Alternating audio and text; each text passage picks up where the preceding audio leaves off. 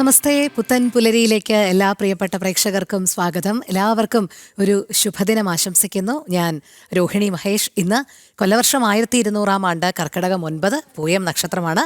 2025 July 24 വെള്ളി. ഇന്നത്തെ രാഹുകാലത്തിന്റെ സമയം രാവിലെ 10:30 മുതൽ ഉച്ചയ്ക്ക് 12 മണി വരെയാണ്.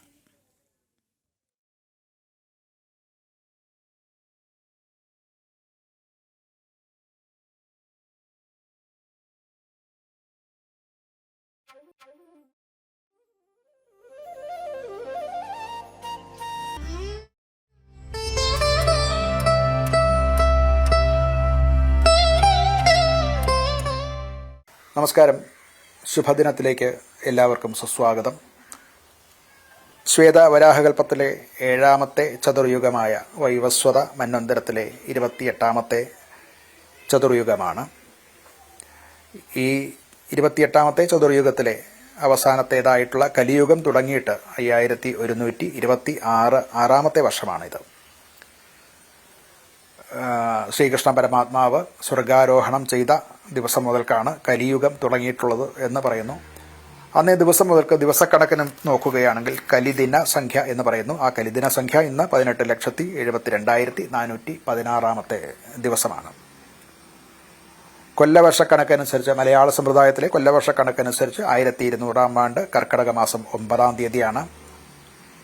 ശകവർഷം കണക്കനുസരിച്ച് 1947 ശ്രാവണ മാസം 3 തീയതിയാണ്. ഗ്രിഗോറിയൻ കലണ്ടർ അനുസരിച്ച് 2025 ജൂലൈ മാസം 25 തീയതിയാണ്. ഇന്ന് മുതൽക്ക് ശുക്ലപക്ഷം തുടങ്ങുകയാണ്. ഇന്നലെ വരെ കൃഷ്ണപക്ഷം കഴിഞ്ഞു. ഇന്നലെ വാവായിരുന്നു. ഇന്ന് ശുക്ലപക്ഷം തുടങ്ങി. ഇന്ന് പ്രഥമ തിഥിയാണ്. ഇന്ന് കരണം സംഭവിക്കുന്നത് സിംഹകരണമാണ്. നിത്യയോഗം സിദ്ധി നാമ നിത്യയോഗമാണ്. ഇന്ന് നക്ഷത്രം വരുന്നത് പൂയം നക്ഷത്രമാണ്. ഞാറ്റുവേല പൂയം തന്നെ. ഇന്ന് ദിവസം വെള്ളി, ശുക്രന്റെ കാലഹോരയിൽ തുടങ്ങുന്ന ദിവസമാണ്. ഇന്ന് രാവിലെ ഉദയം 6:16:41 ഉദയം സംഭവിക്കുന്നു. വൈകിട്ട് 6:44 12 അസ്തമയം സംഭവിക്കുന്നത്.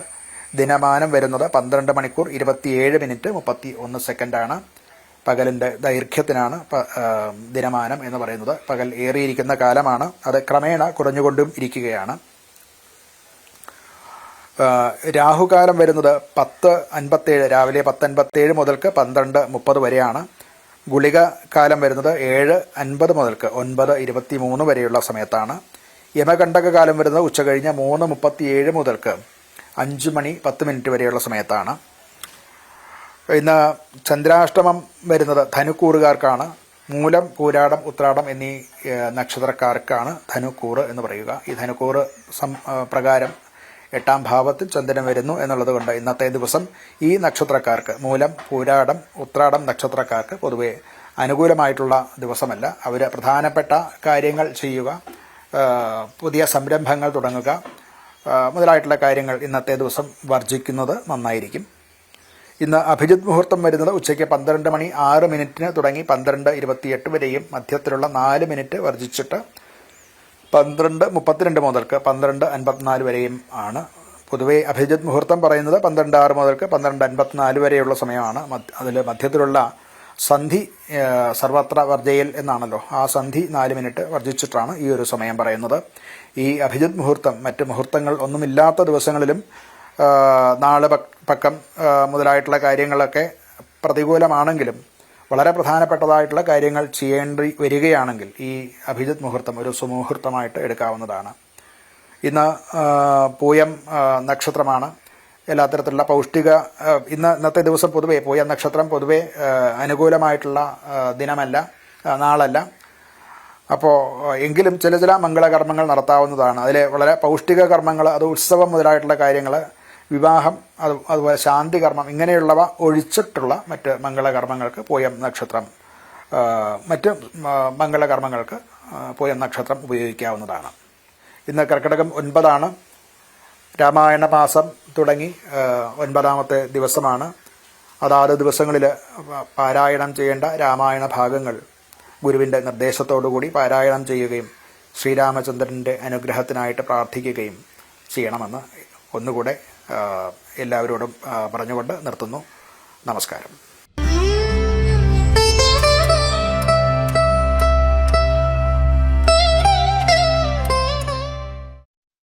നമുക്കിനി പ്രധാന തലക്കെട്ടുകൾ നോക്കാം.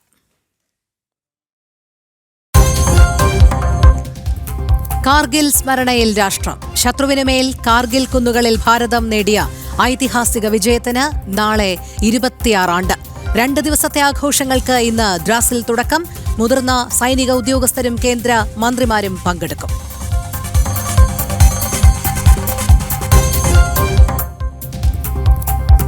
സ്കൂൾ സമയമാറ്റത്തിൽ മുസ്ലിം മതസംഘടനകൾക്ക് വഴങ്ങി സർക്കാർ.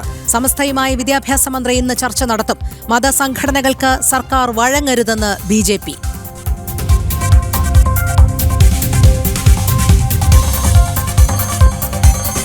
സംസ്ഥാനത്ത് ഇന്ന് കനത്ത മഴയ്ക്ക് സാധ്യത. 6 ജില്ലകളിൽ ഓറഞ്ച് അലർട്ട്. ശക്തമായ കാറ്റിനും സാധ്യത. കേരള തീരത്ത് മത്സ്യബന്ധനത്തിന് വിലക്ക്. തൃശൂർ മാളയിൽ മിന്നൽ ചുഴലി.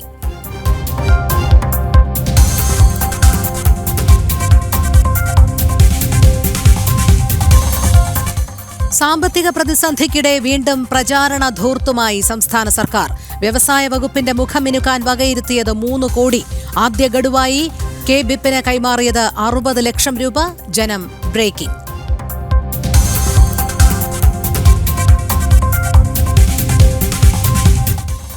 ദേശീയ വിദ്യാഭ്യാസ സമ്മേളനത്തിന് ഇന്ന് തുടക്കം. 4 ദിവസത്തെ ജ്ഞാനസഭ പിറവം ആദിശങ്കര നിലയത്തിൽ. സർസംഘചാലക് ഡോക്ടർ മോഹൻ ഭാഗവത് പങ്കെടുക്കും.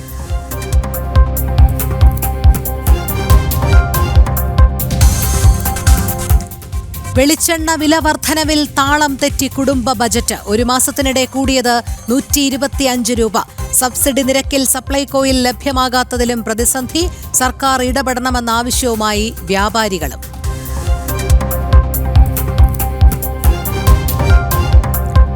ഫിദെ വനിതാ ചെസ് ലോകകപ്പിൽ ഇന്ന് ചരിത്ര പോരാട്ടം. ഫൈനലിൽ ഇന്ത്യൻ താരങ്ങളായ കൊനേരു ഹംപിയും ദിവ്യ ദേശ്മുഖും നേർക്കുനേർ.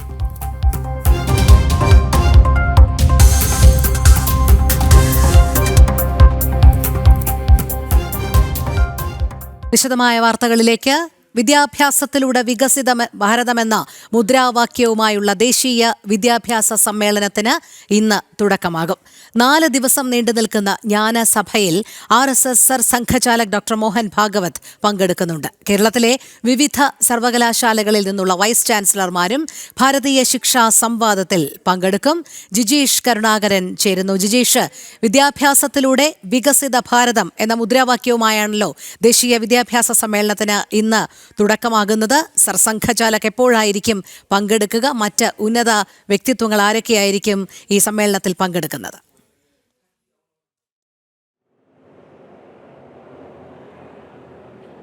രോഹിണി, വലിയ തോതിൽ രാജ്യം ഉറ്റുനോക്കുന്ന ഒരു മഹാവിദ്യാഭ്യാസ സമ്മേളനത്തിന് തന്നെയാണ് എറണാകുളം വേദിയാകുന്നത്. പ്രധാനമായും ഒന്ന് പിറവത്ത് ആദിശങ്കര നിലയത്തിൽ 2 ദിവസങ്ങളിലായി ചിന്തൻ ബൈടെക് ഇതുമായി ബന്ധപ്പെട്ടുകൊണ്ട് നടക്കുന്നു. ശേഷം 2 ദിവസങ്ങളിൽ 27, 28 ദിവസങ്ങളിൽ അമൃത ഇൻസ്റ്റിറ്റ്യൂട്ട് ഓഫ് മെഡിക്കൽ സയൻസിലാണ് സർസംഘചാലക് തുറന്നു പങ്കെടുക്കുന്ന മറ്റ് 2 വിദ്യാഭ്യാസ സമ്മേളനങ്ങൾ ഉള്ളത്. പ്രധാനമായും ദേശീയതയിലൂന്നിയ വിദ്യാഭ്യാസ നയം, അതുമായി ബന്ധപ്പെട്ട കാഴ്ചപ്പാടുകൾ രൂപപ്പെടുത്തിയെടുത്ത് മുന്നോട്ട് പോകുന്നതിൻ്റെ ഭാഗമായിട്ടാണ് ഇത്തരത്തിലുള്ള ഒരു വിദ്യാഭ്യാസ സമ്മേളനത്തിന് രൂപം നൽകിയിരിക്കുന്നത്. നേരത്തെ പറഞ്ഞതുപോലെ തന്നെ വിദ്യാഭ്യാസത്തിലൂടെ വികസിത ഭാരതം എന്ന ഏറ്റവും പ്രധാനപ്പെട്ട ഒരു മുദ്രാവാക്യം മുൻനിർത്തി തന്നെയാണ് ഈ വിദ്യാഭ്യാസ സമ്മേളനങ്ങൾ സംഘടിപ്പിച്ചിരിക്കുന്നത്. 4 ദിവസങ്ങളിലായിട്ടാണ് സമ്മേളനം നടക്കുന്നത്. അതിൽ ആദ്യ ദിവസം ചിന്തൻ ബൈഠക് എന്ന പൊതു ചർച്ചയാണ്. ഇതുമായി ബന്ധപ്പെട്ടുകൊണ്ട് വിദ്യാഭ്യാസ വിചക്ഷണന്മാരും ഒപ്പം തന്നെ സർസംഘചാലക് ഡോക്ടർ മോഹൻ ഭാഗവത് അദ്ദേഹവും പങ്കെടുക്കുകയും അവരുടെ അഭിപ്രായങ്ങൾ പങ്കുവയ്ക്കാൻ കഴിയുകയും ഒപ്പം തന്നെ അദ്ദേഹത്തിൻ്റെ നിർദ്ദേശങ്ങളും ഉപദേശങ്ങളും മുന്നോട്ട് വയ്ക്കുകയും എല്ലാം ചെയ്യുന്ന ചിന്തൻ ബയോടെക് ആണ്. അതൊരു പൊതു പരിപാടി എന്ന നിലയിലല്ല, എല്ലാ ഇന്റേണൽ കൃത്യമായി തന്നെ ചർച്ചകൾ ഒരു സംവാദ പരിപാടിയായാണ് സംഘടിപ്പിച്ചിരിക്കുന്നത്. അതിനുശേഷമാണ് വൈസ് ചാൻസലർമാർ പങ്കെടുക്കുന്ന ഒരു പൊതുപരിപാടി. അത് 27, 28 തീയതികളിൽ അമൃത ഇൻസ്റ്റിറ്റ്യൂട്ട് ഓഫ് മെഡിക്കൽ സയൻസിൽ 2 ദിവസങ്ങളിലായി നടക്കുന്ന ആ ഒരു സമ്മേളനത്തിൽ രാജ്യത്തിൻ്റെ വിവിധ ഭാഗങ്ങളിൽ നിന്ന് 200ഓളം വൈസ് ചാൻസലർമാർ ഇതിൻ്റെ ഭാഗമായി മാറുന്നു. ഈ സംവാദ പരിപാടികളുടെയും ചിന്തൻ ബയോടെക്കിൻ്റെയും തുടർന്നുള്ള വിദ്യാഭ്യാസ സമ്മേളനത്തിൻ്റെയും ഭാഗമായി മാറുന്നു എന്നതാണ് ഏറ്റവും പ്രധാനം. കേരളത്തിൽ നിന്ന് തന്നെ 5 വൈസ് ചാൻസലർമാരെങ്കിലും ഏറ്റവും കുറഞ്ഞത് ഈ ഒരു വിദ്യാഭ്യാസ സമ്മേളനത്തിൽ പങ്കെടുക്കുന്നുണ്ട് എന്ന കാര്യം തന്നെയാണ് മറ്റൊരു പ്രധാനപ്പെട്ട വസ്തുത എന്ന് പറയുന്നത്. അങ്ങനെ ഭാരതീയതയിൽ ഊന്നിയ, ദേശീയതയിൽ ഊന്നിയ വിദ്യാഭ്യാസ പദ്ധതികൾക്ക് രൂപം നൽകുക. പ്രത്യേകിച്ച് പ്രാചീന കാലത്ത് എങ്ങനെയാണോ വിദേശത്ത് നിന്ന് വിദ്യാർത്ഥികൾ ഭാരതത്തിലേക്ക് പഠനത്തിനായി എത്തിയത്, അവരെല്ലാവരും തന്നെ ഭാരതത്തെ പഠനത്തിന് വേണ്ടിയുള്ള ഒരു കേന്ദ്രമായി കണ്ടത്, അതിനുവേണ്ടി ഏറ്റവും മികച്ച വിദ്യാഭ്യാസം ലഭിക്കുന്ന ഏറ്റവും മികച്ച രീതിയിലുള്ള അനുബന്ധ സംവിധാനങ്ങളുള്ള വിദ്യാഭ്യാസ സംവിധാനങ്ങളുള്ള ഒരു സർവകലാശാലകൾ ഉണ്ടായിരുന്ന കേന്ദ്രത്തിൽ നിന്ന് അതേ രീതിയിലേക്ക് വീണ്ടും രാജ്യത്തെ എത്തിക്കുക എന്ന ലക്ഷ്യം തന്നെയാണ് ഈ വിദ്യാഭ്യാസ സമ്മേളനത്തിലൂടെ പ്രധാനമായും മുന്നോട്ട് വയ്ക്കുന്നത്. ആദ്യ 2 ദിവസങ്ങളിൽ ചിന്തൻ ബയോടെക് പ്രധാനമായും ശിക്ഷാ സംസ്കൃതി ഉദ്യാന്യാസിൻ്റെ നേതൃത്വത്തിലാണ് ഈ ദിവസങ്ങളിലെല്ലാം തന്നെ ഇത്തരത്തിൽ സെമിനാറുകളെല്ലാം നടക്കുന്നത്. മോഹൻജി ഭാഗവത് ചിന്തൻ ബയോടെക്കിൽ മാർഗദർശനം നൽകുന്നു. ഒപ്പം തന്നെ അദ്ദേഹം അവിടെ എത്തുന്ന വിദ്യാഭ്യാസ വിചക്ഷണന്മാരുമായി സംവദിച്ചുകൊണ്ട് മുന്നോട്ട് പോവുകയും അവരുടെ അഭിപ്രായങ്ങൾ ശേഖരിച്ചും സ്വീകരിച്ചും മുന്നോട്ട് പോവുകയും ചെയ്യുന്ന ഒരു പ്രധാനപ്പെട്ട ചർച്ചാ സംവാദ പരിപാടി തന്നെയാണ് ആദ്യത്തെ 2 ദിവസം വെളിയനാട് ആദിശങ്കര നിലയത്തിൽ നടക്കുന്നത്. അതിൽ തന്നെ നിരവധി വിവിധ മേഖലകളിൽ നിന്ന് വിദ്യാഭ്യാസ മേഖലയിലെ വിവിധ സർവകലാശാലകളുണ്ട്. മാത്രമല്ല ഏറ്റവും ചെറിയ കുട്ടികൾ പഠിക്കുന്ന വിദ്യാഭ്യാസ കേന്ദ്രങ്ങൾ മുതൽ രാജ്യത്തെ അറിയപ്പെടുന്ന സർവകലാശാലകളിൽ നിന്ന് അടക്കം ഉള്ള വിദ്യാഭ്യാസ വിചക്ഷണന്മാരും വൈസ് ചാൻസലർമാരും എല്ലാം ഈ സമ്മേളനങ്ങളുടെ ഭാഗമാക്കായി മാറുകയും ചെയ്യുകയും അവരുടെ അഭിപ്രായങ്ങൾ മുന്നോട്ട് വെച്ച് പോവുകയും ചെയ്യുന്നു എന്നത് തന്നെയാണ് ഈ 4 ദിവസത്തെ വിദ്യാഭ്യാസ സമ്മേളനം കൊണ്ട് ലക്ഷ്യമിടുന്നത്.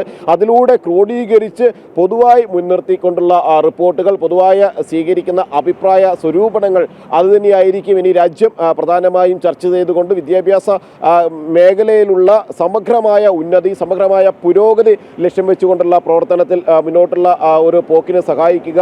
ഈ ഒരു ലീഡർഷിപ്പ് കോൺക്ലേവിൽ AICTEയുടെ ചെയർമാൻ പ്രൊഫസർ TG സീതാറാം പങ്കെടുക്കുന്നുണ്ട്.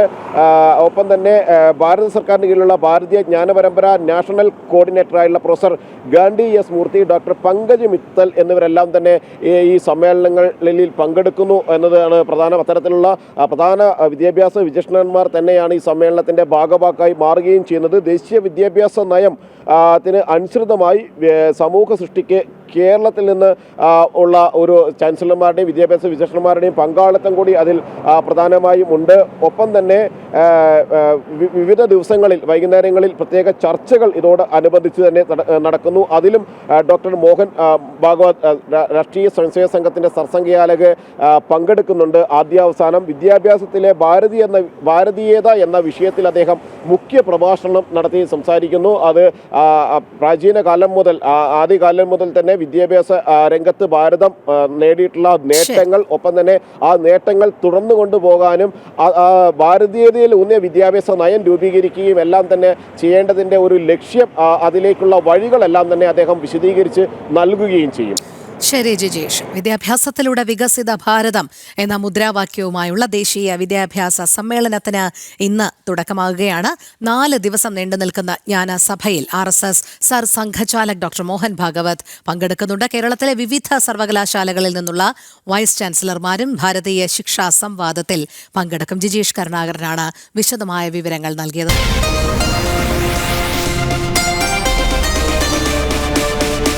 വിവിധ വിഷയങ്ങൾ ഉയർത്തി പാർലമെന്റിൽ ഇന്നും പ്രതിഷേധിക്കാനാണ് പ്രതിപക്ഷ നീക്കം. ബീഹാർ വോട്ടർ പട്ടിക ഉൾപ്പെടെയുള്ള വിഷയങ്ങളിൽ പ്രധാനമന്ത്രി മറുപടി പറയണമെന്നാണ് പ്രതിപക്ഷത്തിന്റെ ആവശ്യം. അതേസമയം മണിപ്പൂരിൽ രാഷ്ട്രപതി ഭരണം 6 മാസത്തേക്ക് കൂടി നീട്ടുന്നതിനുള്ള പ്രമേയം ആഭ്യന്തരമന്ത്രി അമിത്ഷാ രാജ്യസഭയിൽ അവതരിപ്പിക്കും. ജിഷ്ണു കൃഷ്ണൻ ചേരുന്നു. ജിഷ്ണു, ഇന്നും പാർലമെന്റ് സ്തംഭിപ്പിക്കാനുള്ള നീക്കത്തിൽ തന്നെയാണോ പതിവ് പോലെ പ്രതിപക്ഷം? എന്തൊക്കെ കാര്യങ്ങളായിരിക്കും പ്രതിപക്ഷം ഇന്ന് ഉയർത്തുക? അതോടൊപ്പം രാജ്യസഭയിൽ ആഭ്യന്തരമന്ത്രി അമിത്ഷാ മണിപ്പൂരിലെ രാഷ്ട്രപതി ഭരണം 6 മാസത്തേക്ക് കൂടി നീട്ടുന്നതിനുള്ള പ്രമേയം അവതരിപ്പിക്കുക കൂടി ചെയ്യുമല്ലോ. ഇതുമായി ബന്ധപ്പെട്ട വിവരങ്ങൾ കൂടി. രോഹിണി, നമസ്തേ, ഗുഡ് മോർണിംഗ്. പാർലമെന്റിൽ ഇന്നും വിവിധ വിഷയങ്ങൾ ഉയർത്തിക്കൊണ്ട് പ്രതിഷേധിക്കാനും സഭ പ്രക്ഷുബ്ധമാക്കാനുമാണ് പ്രതിപക്ഷത്തിന്റെ നീക്കം എന്ന് തന്നെയാണ് മനസ്സിലാക്കുന്നത്. വർഷകാല സമ്മേളനം ആരംഭിച്ചത് 5ാം ദിവസമാണ്. കഴിഞ്ഞ 4 ദിവസവും നമുക്ക് സഭയിൽ നിന്ന് കാണാൻ സാധിച്ചത് സഭ 11 മണിക്ക് ആരംഭിക്കും. മിനിറ്റുകൾക്കകം തന്നെ പ്രതിപക്ഷം പ്രതിഷേധിച്ചുകൊണ്ട് ബഹളം വെച്ചുകൊണ്ട് അതിരുവിട്ട പ്രതിഷേധം നടത്തിക്കൊണ്ട് സഭാ നടപടികൾ തടസ്സപ്പെടുത്തും. തുടർച്ചയായി മാറ്റിവെക്കും. പിന്നീട് അടുത്ത ദിവസത്തേക്ക് പിരിയും. ഇതാണ് കഴിഞ്ഞ ദിവസങ്ങളിലെല്ലാം തന്നെ സഭയിൽ പ്രതിപക്ഷത്തിന്റെ നിലപാട് സ്വീകരിച്ചിട്ടുള്ളത്. വിവിധ വിഷയങ്ങളിൽ ചർച്ച വേണമെന്ന് ആവശ്യപ്പെടും. എന്നാൽ ചർച്ചയ്ക്കുള്ള ഒരവസരവും നൽകാതെ സഭാ നടപടികൾ തടസ്സപ്പെടുത്തും. ബീഹാർ വോട്ടർ പട്ടികയുമായി ബന്ധപ്പെട്ട അന്വേഷണത്തിൽ സഭ നിർത്തിവെച്ച് ചർച്ച ചെയ്യണം എന്നാണ് പ്രതിപക്ഷത്തിന്റെ ആവശ്യം. ഇതിൽ വളരെ കൃത്യമായിട്ടുള്ള നിലപാട് തെരഞ്ഞെടുപ്പ് കമ്മീഷൻ ഉൾപ്പെടെ കഴിഞ്ഞ ദിവസങ്ങളിൽ വ്യക്തമാക്കിയിരുന്നു. തെരഞ്ഞെടുപ്പ് വോട്ടർ പട്ടികയിൽ അനധികൃതമായി ഇടം നേടിയിട്ടുള്ള ഒന്നുകിൽ മരിച്ചവരോ അതല്ലെങ്കിൽ വിവിധ രാജ്യങ്ങളിൽ നിന്ന് അനധികൃതമായി കുടിയേറിയവരും വോട്ടർ പട്ടികയിൽ, പ്രത്യേകിച്ച് ബീഹാറിലെ വോട്ടർ പട്ടികയിൽ ഉൾപ്പെട്ടിട്ടുണ്ട്. അത്തരത്തിൽ ലക്ഷക്കണക്കിന് ആളുകളെയാണ് കണ്ടെത്തിയിട്ടുള്ളത്. അത് വിശദമായ പരിശോധനയ്ക്ക് ശേഷം അവരെ വോട്ടർ പട്ടികയിൽ നിന്ന് പുറത്താക്കും എന്ന് തെരഞ്ഞെടുപ്പ് കമ്മീഷൻ വ്യക്തമാക്കിയിട്ടുണ്ട്. കൂടാതെ ഇനി തെരഞ്ഞെടുപ്പ് നടക്കാനുള്ള സംസ്ഥാനങ്ങളിൽ ബംഗാളും കേരളവും ഉൾപ്പെടെയുള്ള സംസ്ഥാനങ്ങൾ അടുത്ത വർഷം നിയമസഭാ തെരഞ്ഞെടുപ്പിലേക്ക് കടക്കുന്നുണ്ട്. കൂടാതെ തുടർന്ന് ഇനി നിയമസഭാ തെരഞ്ഞെടുപ്പ്, ഒപ്പം അടുത്ത ലോക്സഭാ തെരഞ്ഞെടുപ്പ്, ഈ കാര്യങ്ങളിലെല്ലാം തന്നെ ഇത്തരത്തിലുള്ള സൂക്ഷ്മ പരിശോധന നടത്തി വോട്ടർ പട്ടിക കുറ്റമറ്റതാക്കും എന്ന കൃത്യമായ നിലപാട് തെരഞ്ഞെടുപ്പ് കമ്മീഷൻ അറിയിച്ചിട്ടുണ്ട്. പക്ഷേ ഈ വിഷയത്തിൽ സഭ നിർത്തിവെച്ച് ചർച്ച ചെയ്യണം എന്നാവശ്യപ്പെട്ടുകൊണ്ടാണ് പ്രതിപക്ഷം തുടർച്ചയായി പാർലമെന്റ് നടപടികൾ തടസ്സപ്പെടുത്തുന്നത്. കൂടാതെ നേരത്തെ പെഹൽഗാം,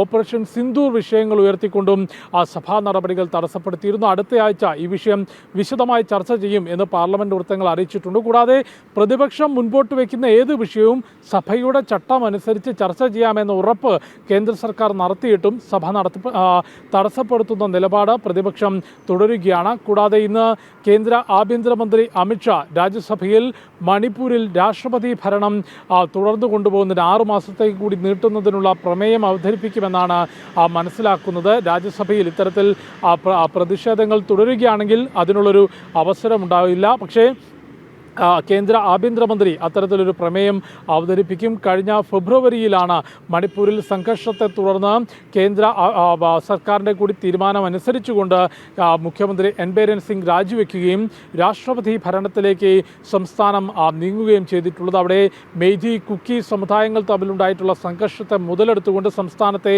സമാധാന അന്തരീക്ഷം തകർക്കുന്നതിന് വലിയ രീതിയിലുള്ള ഇടപെടലുകൾ വിഘടനവാദ സംഘടനകൾ നടത്തിയിരുന്നു. അതിൻ്റെ IB റിപ്പോർട്ടുകൾ ഉൾപ്പെടെ ആഭ്യന്തര മന്ത്രാലയത്തിന് മുൻപിലുണ്ട്. മണിപ്പൂരിൽ ഗവർണറുടെ നേതൃത്വത്തിലുള്ള പ്രത്യേക സമാധാന സമിതി ചർച്ചകൾ നടത്തുകയും സമാധാന അന്തരീക്ഷം പുനഃസ്ഥാപിക്കുന്നതിനുള്ള പ്രവർത്തനങ്ങൾ മുൻപോട്ട് പോകുന്നു. കൂടാതെ ആയുധമെടുക്കുന്നവർക്കെതിരെ കർശനമായ നിയമ നടപടിയും സുരക്ഷാ സേനയുടെ ഭാഗത്തുനിന്ന് മുൻപോട്ട് പോവുകയാണ്. അതിനിടയിലാണ് സംസ്ഥാനത്ത് രാഷ്ട്രപതി ഭരണം 6 മാസത്തേക്ക് കൂടി നീട്ടുന്നതിനുള്ള പ്രമേയം ഇന്ന് കേന്ദ്ര ആഭ്യന്തരമന്ത്രി അമിത്ഷാ രാജ്യസഭയിൽ അവതരിപ്പിക്കുന്നത്.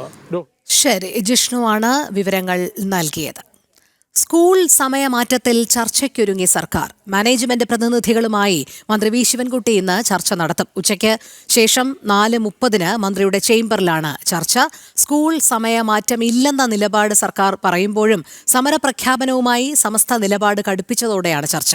അതേസമയം ചർച്ചയിലൂടെ മതസംഘടനകൾക്ക് സർക്കാർ വഴങ്ങരുതെന്ന നിലപാടിലാണ് BJP. ശ്രീനന്ദ ചേരുന്ന വിവരങ്ങളുമായി. ശ്രീനന്ദ, സ്കൂൾ സമയമാറ്റത്തിൽ ചർച്ചയ്ക്ക് സർക്കാർ തീരുമാനിക്കുമ്പോൾ ഒരുപക്ഷെ മത സാമുദായിക സംഘടനകളുടെ സമ്മർദ്ദത്തിന് വഴങ്ങുന്നു എന്ന് തന്നെയാണോ മനസ്സിലാക്കേണ്ടത്?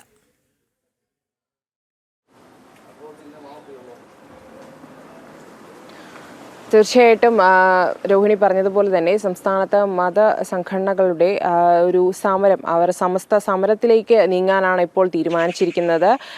അവർ പറയുന്നത് മതസംഘടനകൾക്ക്, അവരുടെ മദ്രസകൾക്ക്, സ്കൂളുകളിൽ പോകുന്ന വിദ്യാർത്ഥികൾ പോകാനുള്ള സമയം ലഭ്യമാകുന്നില്ല. ഇപ്പോൾ ഈ ഒരു സർക്കാർ 9:45 മുതൽ 9:45 മുതൽ 4:15 വരെയാണ് ഈ സ്കൂൾ സമയം, പഠന സമയം നീട്ടിയിരിക്കുന്നത്. ഈ സമയം കഴിഞ്ഞ് മദ്രസകളിൽ പോകാൻ വിദ്യാർത്ഥികൾക്ക് സമയം ലഭിക്കുന്നില്ല എന്നാണ് സമസ്ത ഉന്നയിക്കുന്നത്. ഉന്നയിക്കുന്ന ഒരു കാര്യമെന്ന് പറയുന്നത് ഇതിനെതിരെയാണ് പരസ്യമായ സമരത്തിലേക്ക് സമസ്ത നീങ്ങിയിരിക്കുന്നത്. ഈ സമരം ഒത്തുതീർപ്പാക്കണം എന്ന നിലപാടിലാണ് സർക്കാർ. ഇപ്പോൾ ഒരു സമവായ ചർച്ചയാണോ നടക്കാൻ പോകുന്നത് എന്നൊരു ശ്രുതി നമുക്ക് കേൾക്കാൻ സാധിക്കുന്നുണ്ട്. കാരണം ഇതുവരെയും സർക്കാർ തങ്ങളുടെ നിലപാടിൽ നിന്ന് വ്യതിചലിച്ചതായി നമുക്ക് കാണാൻ സാധിക്കില്ല. കാരണം സർക്കാർ ഇതുവരെയും ആ നിലപാടിൽ തന്നെ ഉറച്ചു നിൽക്കുന്ന ഒരു സാഹചര്യമാണ് ഉണ്ടായത്. എന്നാൽ ഇപ്പോൾ ഈ ഒരു പ്രത്യക്ഷ സമരത്തിലേക്ക് നയിക്കുമ്പോൾ ഇതെന്താണ് സർക്കാരിനെ കൊണ്ടെത്തിക്കുക, സർക്കാർ എന്ത് നിലപാടായിരിക്കും സ്വീകരിക്കുക എന്നത് ജനങ്ങളെല്ലാവരും തന്നെ ഉറ്റുനോക്കുന്ന ഒരു കാര്യമാണ്. മതസംഘടനകൾക്ക് വഴങ്ങരുതെന്ന നിലപാടാണ് ഇതിൽ BJP സ്വീകരിച്ചിരിക്കുന്നത്. എല്ലാവർക്കും അവരുടേതായ സമയക്രമങ്ങളെല്ലാം തന്നെയുണ്ട്. അതുകൊണ്ട് തന്നെ സ്കൂൾ സമയമാറ്റത്തിൽ വിദ്യാർത്ഥികളുടെ പഠനത്തെ ബാധിക്കുന്ന ഒരു കാര്യമായതിനാൽ ഒരിക്കലും അത് മതത്തിൻ്റെ പേരിൽ അതിനൊരു രീതിയിലും അത് ബാധിക്കരുത് എന്നൊരു കാര്യമാണ് ഇതിൽ BJP വ്യക്തമാക്കിയിരിക്കുന്നത്. എന്തായാലും ഇന്ന് 4:15 ഈ ഒരു സംഘടനകളും അതുപോലെ തന്നെ മന്ത്രിയും തമ്മിൽ ചർച്ച നടക്കുന്നത്. മന്ത്രിയുടെ ചേംബറിൽ 4:15 ഈ ഒരു ചർച്ചയ്ക്ക് വഴിയൊരുക്കുന്നത്. എന്തായാലും പരസ്യമായ ഒരു സമരത്തിലേക്ക് സമസ്ത നീങ്ങുന്നത് കണ്ടുകൊണ്ടാണ് മന്ത്രി ഇപ്പോൾ ഈ ഒരു സമവായ ചർച്ച അല്ലെങ്കിൽ ഒരു ചർച്ച ചെയ്ത് ഇത് പരിഹരിക്കാൻ സാധിക്കുമോ എന്നൊരു നീക്കത്തിലേക്ക് മന്ത്രി നീങ്ങുന്നത്. എന്തായാലും ഇത്രയും നാളും നിരവധി തവണ മന്ത്രിക്ക് ഇതിനെതിരായി ഒരുപാട് പ്രശ്നങ്ങൾ നേരിടേണ്ടി വന്നെങ്കിൽ പോലും അദ്ദേഹം ഈ ഒരു ചർച്ചയ്ക്കോ അല്ലെങ്കിൽ ഒരു രണ്ട് സംഘടനകളുമായിരുന്ന ഒരു ചർച്ചയ്ക്ക് അദ്ദേഹം തയ്യാറായിരുന്നില്ല. എന്നാൽ ഈ ഒരു പരസ്യമായി സമസ്ത രംഗത്തെത്തിയതോടുകൂടിയാണ്, സമരം കടുപ്പിക്കുമെന്ന് പറഞ്ഞുകൊണ്ട് രംഗത്തെത്തിയതോടുകൂടിയാണ് ഈ ഒരു ചർച്ചകൾക്കായി മന്ത്രി ഇപ്പോൾ സമയം കണ്ടെത്തിയിരിക്കുന്നത്. എന്തായാലും ഇന്ന് വൈകുന്നേരത്തോടുകൂടി തന്നെ നമുക്ക് ഇതിൻ്റെ ഒരു തീർപ്പറിയാൻ സാധിക്കും. എന്തായാലും BJP ഇതിനെതിരെ ശക്തമായി തന്നെ പ്രതിഷേധിക്കുകയാണ്. കാരണം ഒരിക്കലും അങ്ങനെ ഒരു മതസംഘടനകളുടെ പേരിൽ വിദ്യാർത്ഥികളുടെ സമയം മാറ്റേണ്ട അല്ലെങ്കിൽ സ്കൂൾ സമയം പഠന സമയം മാറ്റേണ്ട ആവശ്യമില്ല എന്ന് തന്നെയാണ് BJP പറയുന്നത്. എന്തായാലും കുറച്ച് മണിക്കൂറുകൾക്ക് ശേഷം നമുക്ക് എന്തായാലും ഇതിനെതിരായ ഒരു കൃത്യമായ ഒരു മറുപടി തന്നെ മന്ത്രിയുടെ ഭാഗത്ത് നിന്ന് ലഭിക്കുമെന്ന കാര്യത്തിൽ യാതൊരുവിധ സംശയവുമില്ല. രോഹിണി. ശരി ശ്രീനന്ദ, മതസംഘടനകൾക്ക് വഴങ്ങുകയാണോ സർക്കാർ എന്നുള്ള ചോദ്യം തന്നെയാണ് ഉയരുന്നത്. സ്കൂൾ സമയമാറ്റത്തിൽ മതസംഘടനകളുമായി സർക്കാർ ഇന്ന് ചർച്ച നടത്തും. വൈകിട്ട് 4:30 വിദ്യാഭ്യാസ മന്ത്രി V ശിവൻകുട്ടിയുടെ ചേംബറിലാണ് ചർച്ച. മദ്രസ വിദ്യാഭ്യാസ ബോർഡ് അംഗങ്ങളാണ് ചർച്ചയിൽ പങ്കെടുക്കുക. സമസ്തയുടെ സമരപ്രഖ്യാപന ഭീഷണിക്ക് പിന്നാലെയാണ് സർക്കാർ ചർച്ചയ്ക്ക് വഴങ്ങിയിരിക്കുന്നത്.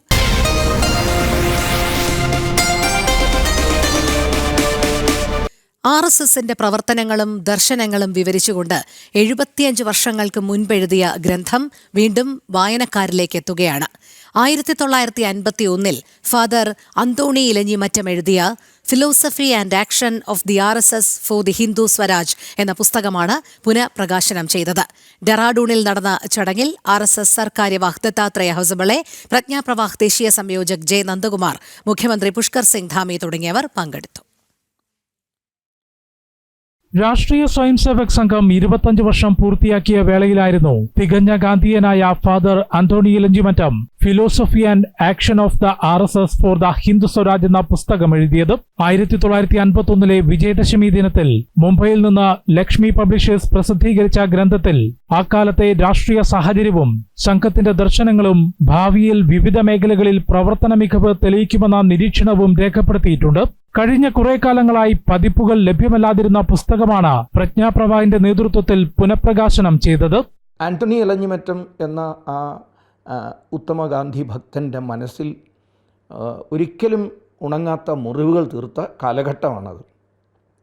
അദ്ദേഹം സംഘത്തെക്കുറിച്ച് ആഴത്തിൽ പഠനം നടത്തിയിരുന്നു. 1949 മുതൽ ഓർഗനൈസറിൽ തുടർച്ചയായി ഹിന്ദുത്വത്തെക്കുറിച്ച്, രാഷ്ട്രത്തെക്കുറിച്ച്, ധർമ്മത്തെക്കുറിച്ച്, സംസ്കാരത്തെക്കുറിച്ചൊക്കെ ഉള്ള ലേഖനങ്ങൾ എഴുതിയിരുന്നു. സംഘത്തെക്കുറിച്ചുള്ള അദ്ദേഹത്തിൻ്റെ പഠനങ്ങൾ ഡോക്ടർജി മുതൽ ഇങ്ങോട്ടുള്ള എല്ലാ സംഘ പ്രവർത്തകരുടെയും ചിന്തകന്മാരുടെയും എഴുത്തോ പ്രസംഗമോ ഒക്കെ പഠനം നടത്തിയതിന് ശേഷം അദ്ദേഹം എത്തിച്ചേർന്നൊരു നിഗമനം, ഗാന്ധി വിഭാവനം ചെയ്ത ഹിന്ദു സ്വരാജ് സാക്ഷാത്കരിക്കാൻ RSSന് മാത്രമേ ശക്തിയുള്ളൂ. അതുകൊണ്ടാണ് അദ്ദേഹം ആ ടൈറ്റിൽ തന്നെ philosophy and action of RSS for Hindu Swaraj എന്ന് അദ്ദേഹം താത്വികമായും പ്രയോഗതലത്തിലും RSSനെ അതിന് കഴിയുള്ളൂ എന്ന് പറയുകയാണ്. ഡെറാഡൂണിൽ നടന്ന ചടങ്ങിൽ ഉത്തരാഖണ്ഡ് മുഖ്യമന്ത്രി പുഷ്കർ സിംഗ് ധാമി മുഖ്യാതിഥിയായി.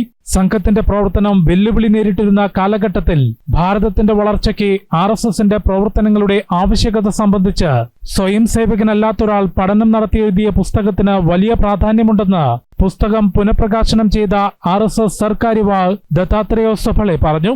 ऐसे कालखंड में एक व्यक्ति ऐसे पुस्तक लिखते हैं तो एक बिना पूर्वाग्रह के और देश के कल्याण और देश की उन्नति को मन में रखकर भारतीय चिति में इस देश के संस्कृति के सुगंध में न केवल विश्वास रखने वाले, उससे प्रेरणा लेने वाले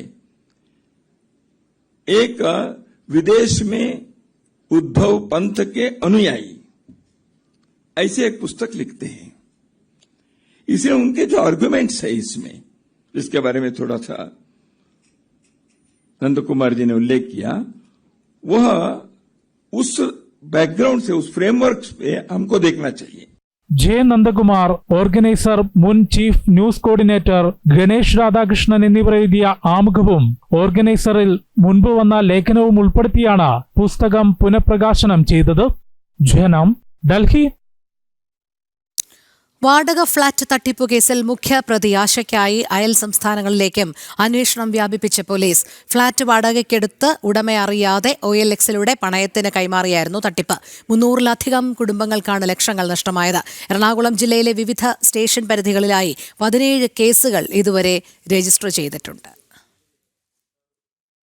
ഫ്ളാറ്റ് വാടക തട്ടിപ്പ് കേസിൽ തൃക്കാക്കര വാഴക്കാല സ്വദേശി Mintu K Mani, Malabar service apartment LLP company ഉടമകളിൽ ഒരാളും ആശയുടെ മകളുമായ സാന്ദ്ര എന്നിവർ അറസ്റ്റിലായിരുന്നു. ഒരേ ഫ്ളാറ്റ് കാണിച്ച് 3 പേരിൽ നിന്ന് 20 ലക്ഷത്തോളം രൂപ തട്ടിയെടുത്ത കേസിലായിരുന്നു സാന്ദ്രയെ അറസ്റ്റ് ചെയ്തത്. വിവിധ പോലീസ് സ്റ്റേഷനുകളിൽ കേസുകൾ രജിസ്റ്റർ ചെയ്തതിന് പിന്നാലെ ഒളിവിൽ പോയ ആശ കേരളം വിട്ടതായാണ് അന്വേഷണ സംഘം കരുതുന്നത്. തൃക്കാക്കര പോലീസാണ് അന്വേഷണം നടത്തുന്നത്. മലബാർ സർവീസ് അപ്പാർട്ട്മെന്റ് LLP എന്ന പേരിൽ കമ്പനി രൂപീകരിച്ചായിരുന്നു ആശയുടെയും തട്ടിപ്പ്. വാടകയ്ക്കെടുത്ത ഫ്ളാറ്റുകൾ യഥാർത്ഥ ഉടമയറിയാതെ OLXിൽ പരസ്യം നൽകി 8 ലക്ഷവും 10 ലക്ഷവുമെല്ലാമാണ് വാങ്ങിയിരുന്നത്. കരാർ കാലാവധി കഴിഞ്ഞ് പണം തിരികെ ചോദിക്കുമ്പോഴാണ് പലപ്പോഴും തട്ടിപ്പ് പുറത്തറിഞ്ഞിരുന്നത്. Thrikkakara, info park, Palarivattom, Kadavanthra, Maradu police സ്റ്റേഷനുകളിലാണ് കേസുകൾ രജിസ്റ്റർ ചെയ്തിട്ടുള്ളത്. കാക്കനാട് ഗ്ലോബൽ വില്ലേജിലെ അപ്പാർട്ട്മെന്റ് കാണിച്ചായിരുന്നു തിരുവനന്തപുരം സ്വദേശിയുടെ പണം തട്ടിയത്. ജനം, കൊച്ചി. സംസ്ഥാനത്ത് മഴ ശക്തമാകുന്നു. ഇന്ന് 6 ജില്ലകളിൽ ഓറഞ്ച് അലർട്ട് പ്രഖ്യാപിച്ചു. കൊല്ലം, പത്തനംതിട്ട, ആലപ്പുഴ, കോട്ടയം, ഇടുക്കി, എറണാകുളം എന്നിവിടങ്ങളിൽ ഓറഞ്ച് അലർട്ടും മറ്റ് ജില്ലകളിൽ യെല്ലോ അലർട്ടുമാണ്. 60 കിലോമീറ്റർ വേഗത്തിൽ കാറ്റിനും സാധ്യതയുണ്ട്. കേരള തീരത്ത് മത്സ്യബന്ധനത്തിന് വിലക്ക് ഏർപ്പെടുത്തി. ഇടുക്കി, എറണാകുളം ജില്ലകളിലെ വിദ്യാഭ്യാസ സ്ഥാപനങ്ങൾക്ക് അവധി പ്രഖ്യാപിച്ചു. കോട്ടയം ജില്ലയിലെ കാഞ്ഞിരപ്പള്ളി, മീനച്ചിൽ താലൂക്കുകളിലെ വിദ്യാഭ്യാസ സ്ഥാപനങ്ങൾക്കും ഇന്ന് അവധിയായിരിക്കും. ശ്രീനന്ദ ചേരുന്നു. ശ്രീനന്ദ, മഴ മുന്നറിയിപ്പുകൾ എങ്ങനെയാണ് സംസ്ഥാനത്ത്?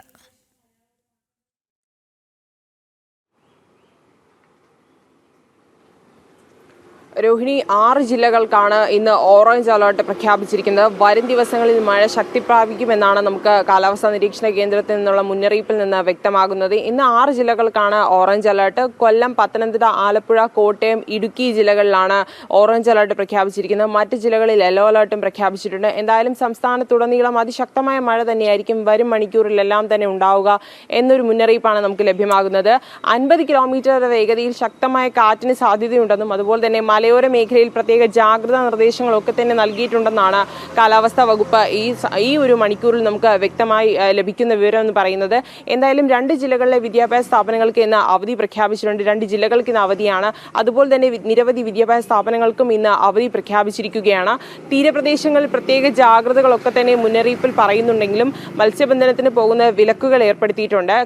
കേരള, കർണാടക തീരങ്ങളിൽ അതിശക്തമായ തിരമാലകളായിരിക്കും വരുന്ന 3 മണിക്കൂർ ഉണ്ടാവുക എന്നൊരു മുന്നറിയിപ്പും കൂടി കാലാവസ്ഥാ നിരീക്ഷണ കേന്ദ്രവും അതുപോലെ തന്നെ സമുദ്ര ഗവേഷണ പഠന വകുപ്പും നൽകുന്നുണ്ട്. എന്തായാലും ഇപ്പോൾ ഒരു തലസ്ഥാന നഗരി ഒരു തെളിഞ്ഞ കാലാവസ്ഥയിൽ നിലനിൽക്കുമ്പോഴും മണിക്കൂറിൽ അടുത്ത് വരുന്ന ഒരു 3 മണിക്കൂറിൽ ശക്തമായ മഴയായിരിക്കും തലസ്ഥാനത്തുടനീളം ഉണ്ടാവുക എന്നൊരു മുന്നറിയിപ്പ് കൂടി കാലാവസ്ഥാ വകുപ്പ് നൽകുന്നുണ്ട്. എന്തായാലും 6 ജില്ലകളിലാണ് ഓറഞ്ച് അലർട്ട് പ്രഖ്യാപിച്ചിരിക്കുന്നത്. നാളെ മുതൽ ഞായറാഴ്ച വരെ ശക്തമായ മഴയായിരിക്കും. അതുപോലെ തന്നെ ശക്തമായ കാറ്റിനും ഇടിയോടുകൂടിയ മഴയ്ക്കും സാധ്യതയുണ്ടെന്ന് കൂടി കാലാവസ്ഥാ വകുപ്പ് ഇപ്പോൾ പറഞ്ഞു വെക്കുന്നുണ്ട്. രോഹിണി. ശരി ശ്രീനന്ദ, സംസ്ഥാനത്ത് ശക്തമായ മഴയ്ക്കാണ് സാധ്യത എന്നാണ് കാലാവസ്ഥാ വകുപ്പ് നൽകുന്ന മുന്നറിയിപ്പ്. ശ്രീനന്ദയാണ് വിവരങ്ങൾ നൽകിയത്. പാലക്കാട് കൊല്ലങ്കോട് ചുള്ളിയാർ ഡാം ഷട്ടറിൽ ചോർച്ച എന്ന് പരാതി. ഡാമിലെ 3 ഷട്ടറുകളിൽ ഒന്നിലാണ് ചോർച്ച. കഴിഞ്ഞ കുറേ കാലമായി ഡാമിലെ വെള്ളം പാഴായി പോവുകയാണെന്നും തൽസ്ഥിതി തുടർന്നാൽ 2ാം വിള കൃഷിക്ക് വെള്ളം ലഭിക്കാതെയാകുമെന്നും കർഷകർ പറയുന്നു. പാലക്കാട് കൊല്ലങ്കോട് ചുള്ളിയാർ ഡാമിലെ 3 ഷട്ടറുകളിൽ ഒന്നിലാണ് ചോർച്ച മൂലം വെള്ളം പാഴായി പോകുന്നത്. മുതലമട, കൊല്ലങ്കോട്, എലവഞ്ചേരി, പല്ലശന തുടങ്ങിയ പഞ്ചായത്തുകളിലെ 2ാം വിള നെൽകൃഷിക്ക് ചുള്ളിയാർ ഡാമിൽ നിന്നുമാണ് വെള്ളം നൽകുന്നത്. എന്നാൽ വെള്ളം ഇത്തരത്തിൽ പാഴായി പോയാൽ 2ാം വിള കൃഷിക്ക് വെള്ളം ലഭിക്കാത്ത സ്ഥിതി ഉണ്ടാകുമോ എന്ന ആശങ്കയിലാണ് കർഷകർ. ഈ പാഴായി പോകുന്ന വെള്ളം ഉടൻ തന്നെ അത് പരിഹരിച്ചില്ലെങ്കിൽ ഈ വരുന്ന കർഷകർക്ക് അല്ലാതെ തന്നെ നൽകുന്ന വിളയുടെ ഉൽപ്പന്നത്തിന് വില ലഭിക്കാത്ത ഈ സാഹചര്യത്തിൽ വെള്ളം ഇത്ര അനുകൂലമായുള്ള കാലാവസ്ഥ ഉണ്ടായിട്ടും അത് നഷ്ടപ്പെട്ട് പോകുന്ന സമയത്ത് ഈ വരുന്ന 2ാം വിള ഉണക്കത്തിലേക്ക് പോകും എന്നാണ് ഈ സമയത്ത് സൂചിപ്പിക്കാനുള്ളത്. 2024 തന്നെ ചോർച്ചയുമായി ബന്ധപ്പെട്ട് കർഷകർ ജില്ലാ കളക്ടറുമായി ബന്ധപ്പെട്ടിരുന്നു. ചോർച്ച അടയ്ക്കുന്നതിന് 12 ലക്ഷം രൂപ പാസ്സായിട്ടുണ്ടെന്നും ഉടൻ തന്നെ പ്രശ്നം പരിഹരിക്കും എന്നായിരുന്നു കളക്ടർ കർഷകർക്ക് കത്തിലൂടെ മറുപടി നൽകിയത്. എന്നാൽ ഇതുവരെ യാതൊരു നടപടിയും സ്വീകരിച്ചിട്ടില്ലെന്ന് കർഷകർ പറയുന്നു. ചുള്ളിയാർ ഡാമിന്റെ പ്രധാന ഷട്ടർ വളരെയധികം അപകടകരമായ രീതിയിൽ ലീക്ക് വന്നുകൊണ്ടിരിക്കുകയാണ്. ഇത് കഴിഞ്ഞ വർഷം ഇത് ഇങ്ങനെ ഉണ്ടായിരുന്നു. അപ്പോൾ ഇത് ഉടൻ പരിഹരിക്കണമെന്ന് ആവശ്യപ്പെട്ടുകൊണ്ട് 8/8/2024 ബഹുമാനപ്പെട്ട കലക്ടർക്ക് ഒരു കത്ത് കൊടുക്കുകയുണ്ടായി. അതിന് 4 മാസം മുമ്പ് മറുപടിയും വന്നിരുന്നു. ഏകദേശം 12 ലക്ഷം രൂപ അനുവദിച്ചിട്ടുണ്ട്. ഉടൻ അത് ഷട്ടർ നേരെയാക്കും എന്ന് പറഞ്ഞിട്ട്, പക്ഷെ നാളെ ഇതുവരെ ഷട്ടർ നേരെയാക്കിയിട്ടില്ല. ചോർച്ച പരിഹരിക്കുന്നതിന് അടിയന്തര നടപടി സ്വീകരിക്കണമെന്നാണ് കർഷകരുടെ ആവശ്യം. നടപടി ഉണ്ടായില്ലെങ്കിൽ പ്രതിഷേധ പരിപാടികളിലേക്ക് കടക്കുമെന്നും കർഷകർ വ്യക്തമാക്കി. ജനം, പാലക്കാട്. നിയമസഭാ സമ്മേളനം വിളിക്കുന്നത് വൈകിപ്പിച്ച് സംസ്ഥാന സർക്കാർ. 15ാം കേരള നിയമസഭയുടെ 13ാം സമ്മേളനം അവസാനിച്ചിട്ട് ഇന്നേക്ക് 4 മാസം. 6 മാസപരിധിക്കുള്ളിൽ യോഗം ചേർന്നാൽ മതിയെന്ന കീഴ്വഴക്കം ഉപയോഗപ്പെടുത്താനാണ് സർക്കാർ നീക്കം. തുടർവീഴ്ചകൾ സഭയിൽ ചർച്ചയാകുന്നത് തടയാൻ ആണ് ശ്രമം എന്നാണ് വിമർശനമുയരുന്നത്. അഖിൽ പാലോട്ട് മഠം ചേരുന്നു ഈ വാർത്തയുടെ കൂടുതൽ വിവരങ്ങളുമായി. അഖിൽ, ഈ ഭരണവീഴ്ചകൾ സഭയിൽ ചർച്ചയാകും എന്നുള്ള ഭയത്താലാണോ ഇത്തരത്തിൽ സർക്കാർ നിയമസഭാ സമ്മേളനം വിളിക്കുന്നത് വൈകിപ്പിക്കുന്നത്? അതിന് സർക്കാർ നൽകുന്ന ഒരു വിശദീകരണം അല്ലെങ്കിൽ ഒരു ന്യായീകരണം എന്താണ്?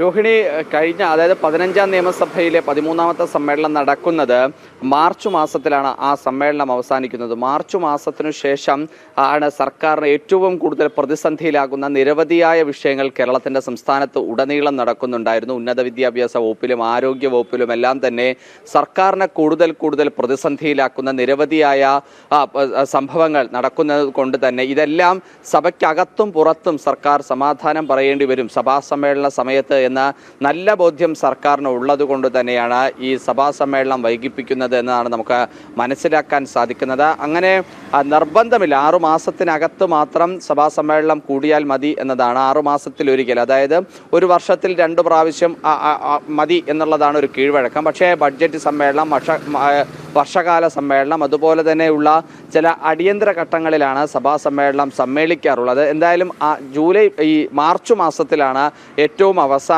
സഭാ സമ്മേളനം കൂടിയത്. ഇപ്പോൾ നിലമ്പൂർ ഉപതെരഞ്ഞെടുപ്പിലുണ്ടായ പരാജയത്തെ തുടർന്ന് പുതിയ MLA ആണ്, കോൺഗ്രസിൻ്റെ MLA ആണ് സഭയിലേക്ക് എത്തിയിട്ടുള്ളത്. അപ്പോൾ ആ സഭാ സമ്മേളനത്തിൽ പങ്കെടുക്കുമ്പോഴുണ്ടാകുന്ന ജാള്യത അടക്കം, കാരണം പാലക്കാട് ഉപതെരഞ്ഞെടുപ്പും അതിനു മുമ്പ് പുതുപ്പള്ളി ഉപതെരഞ്ഞെടുപ്പിലും ഒക്കെ തന്നെ പരാജയം ഉണ്ടാകുമ്പോൾ സഭാ സമ്മേളനം വൈകിപ്പിക്കുന്ന ഒരു സാഹചര്യം ഉണ്ടായിരുന്നു. എന്തായാലും അതേ കീഴ്വഴക്കത്തിൽ തന്നെ ഇത്തവണയും സഭാ സമ്മേളനത്തിൽ ഒരു കാലതാമസം ഉണ്ടാകുമെന്നതാണ് നമുക്ക് മനസ്സിലാക്കുന്നത്. ഈ 6 മാസത്തെ കീഴ്വഴക്കമാണ് എന്നുണ്ടെങ്കിൽ ആഗസ്റ്റ്, സെപ്റ്റംബർ ഈ മാസത്തിലായിരിക്കും ചിലപ്പോൾ സഭാ സമ്മേളനം, അതായത് അടുത്ത മാസമോ അല്ലെങ്കിൽ അതിൻ്റെ അടുത്ത മാസമോ ആയിരിക്കും സഭാ സമ്മേളനം ആരംഭിക്കുക. അങ്ങനെയാണെങ്കിൽ ഓണം, തദ്ദേശ സ്വയംഭരണ തെരഞ്ഞെടുപ്പിൻ്റെ നോട്ടിഫിക്കേഷൻ എന്നീ കാര്യങ്ങളൊക്കെ മുൻനിർത്തി കുറഞ്ഞ സമയത്തിനുള്ളിൽ സഭാ സമ്മേളനം, അതായത് കുറച്ച് ദിവസം മാത്രം സഭ സമ്മേളിച്ച് അവസാനിപ്പിക്കാനുള്ള പ്രധാനപ്പെട്ട ചില ബില്ലുകൾ മാത്രം അവതരിപ്പിച്ച്, ചില പ്രമേയങ്ങൾ മാത്രം അവതരിപ്പിച്ച്, അന്തരിച്ചുപോയ മുൻ മുഖ്യമന്ത്രി VS അച്യുതാനന്ദൻ്റെ അനുശോചന പ്രമേയം അടക്കം അവതരിപ്പിച്ച് സഭ പിരിയാനുള്ള ഒരു സാധ്യതയും കൂടിയാണ്. കാരണം തദ്ദേശ സ്വയംഭരണ തെരഞ്ഞെടുപ്പ്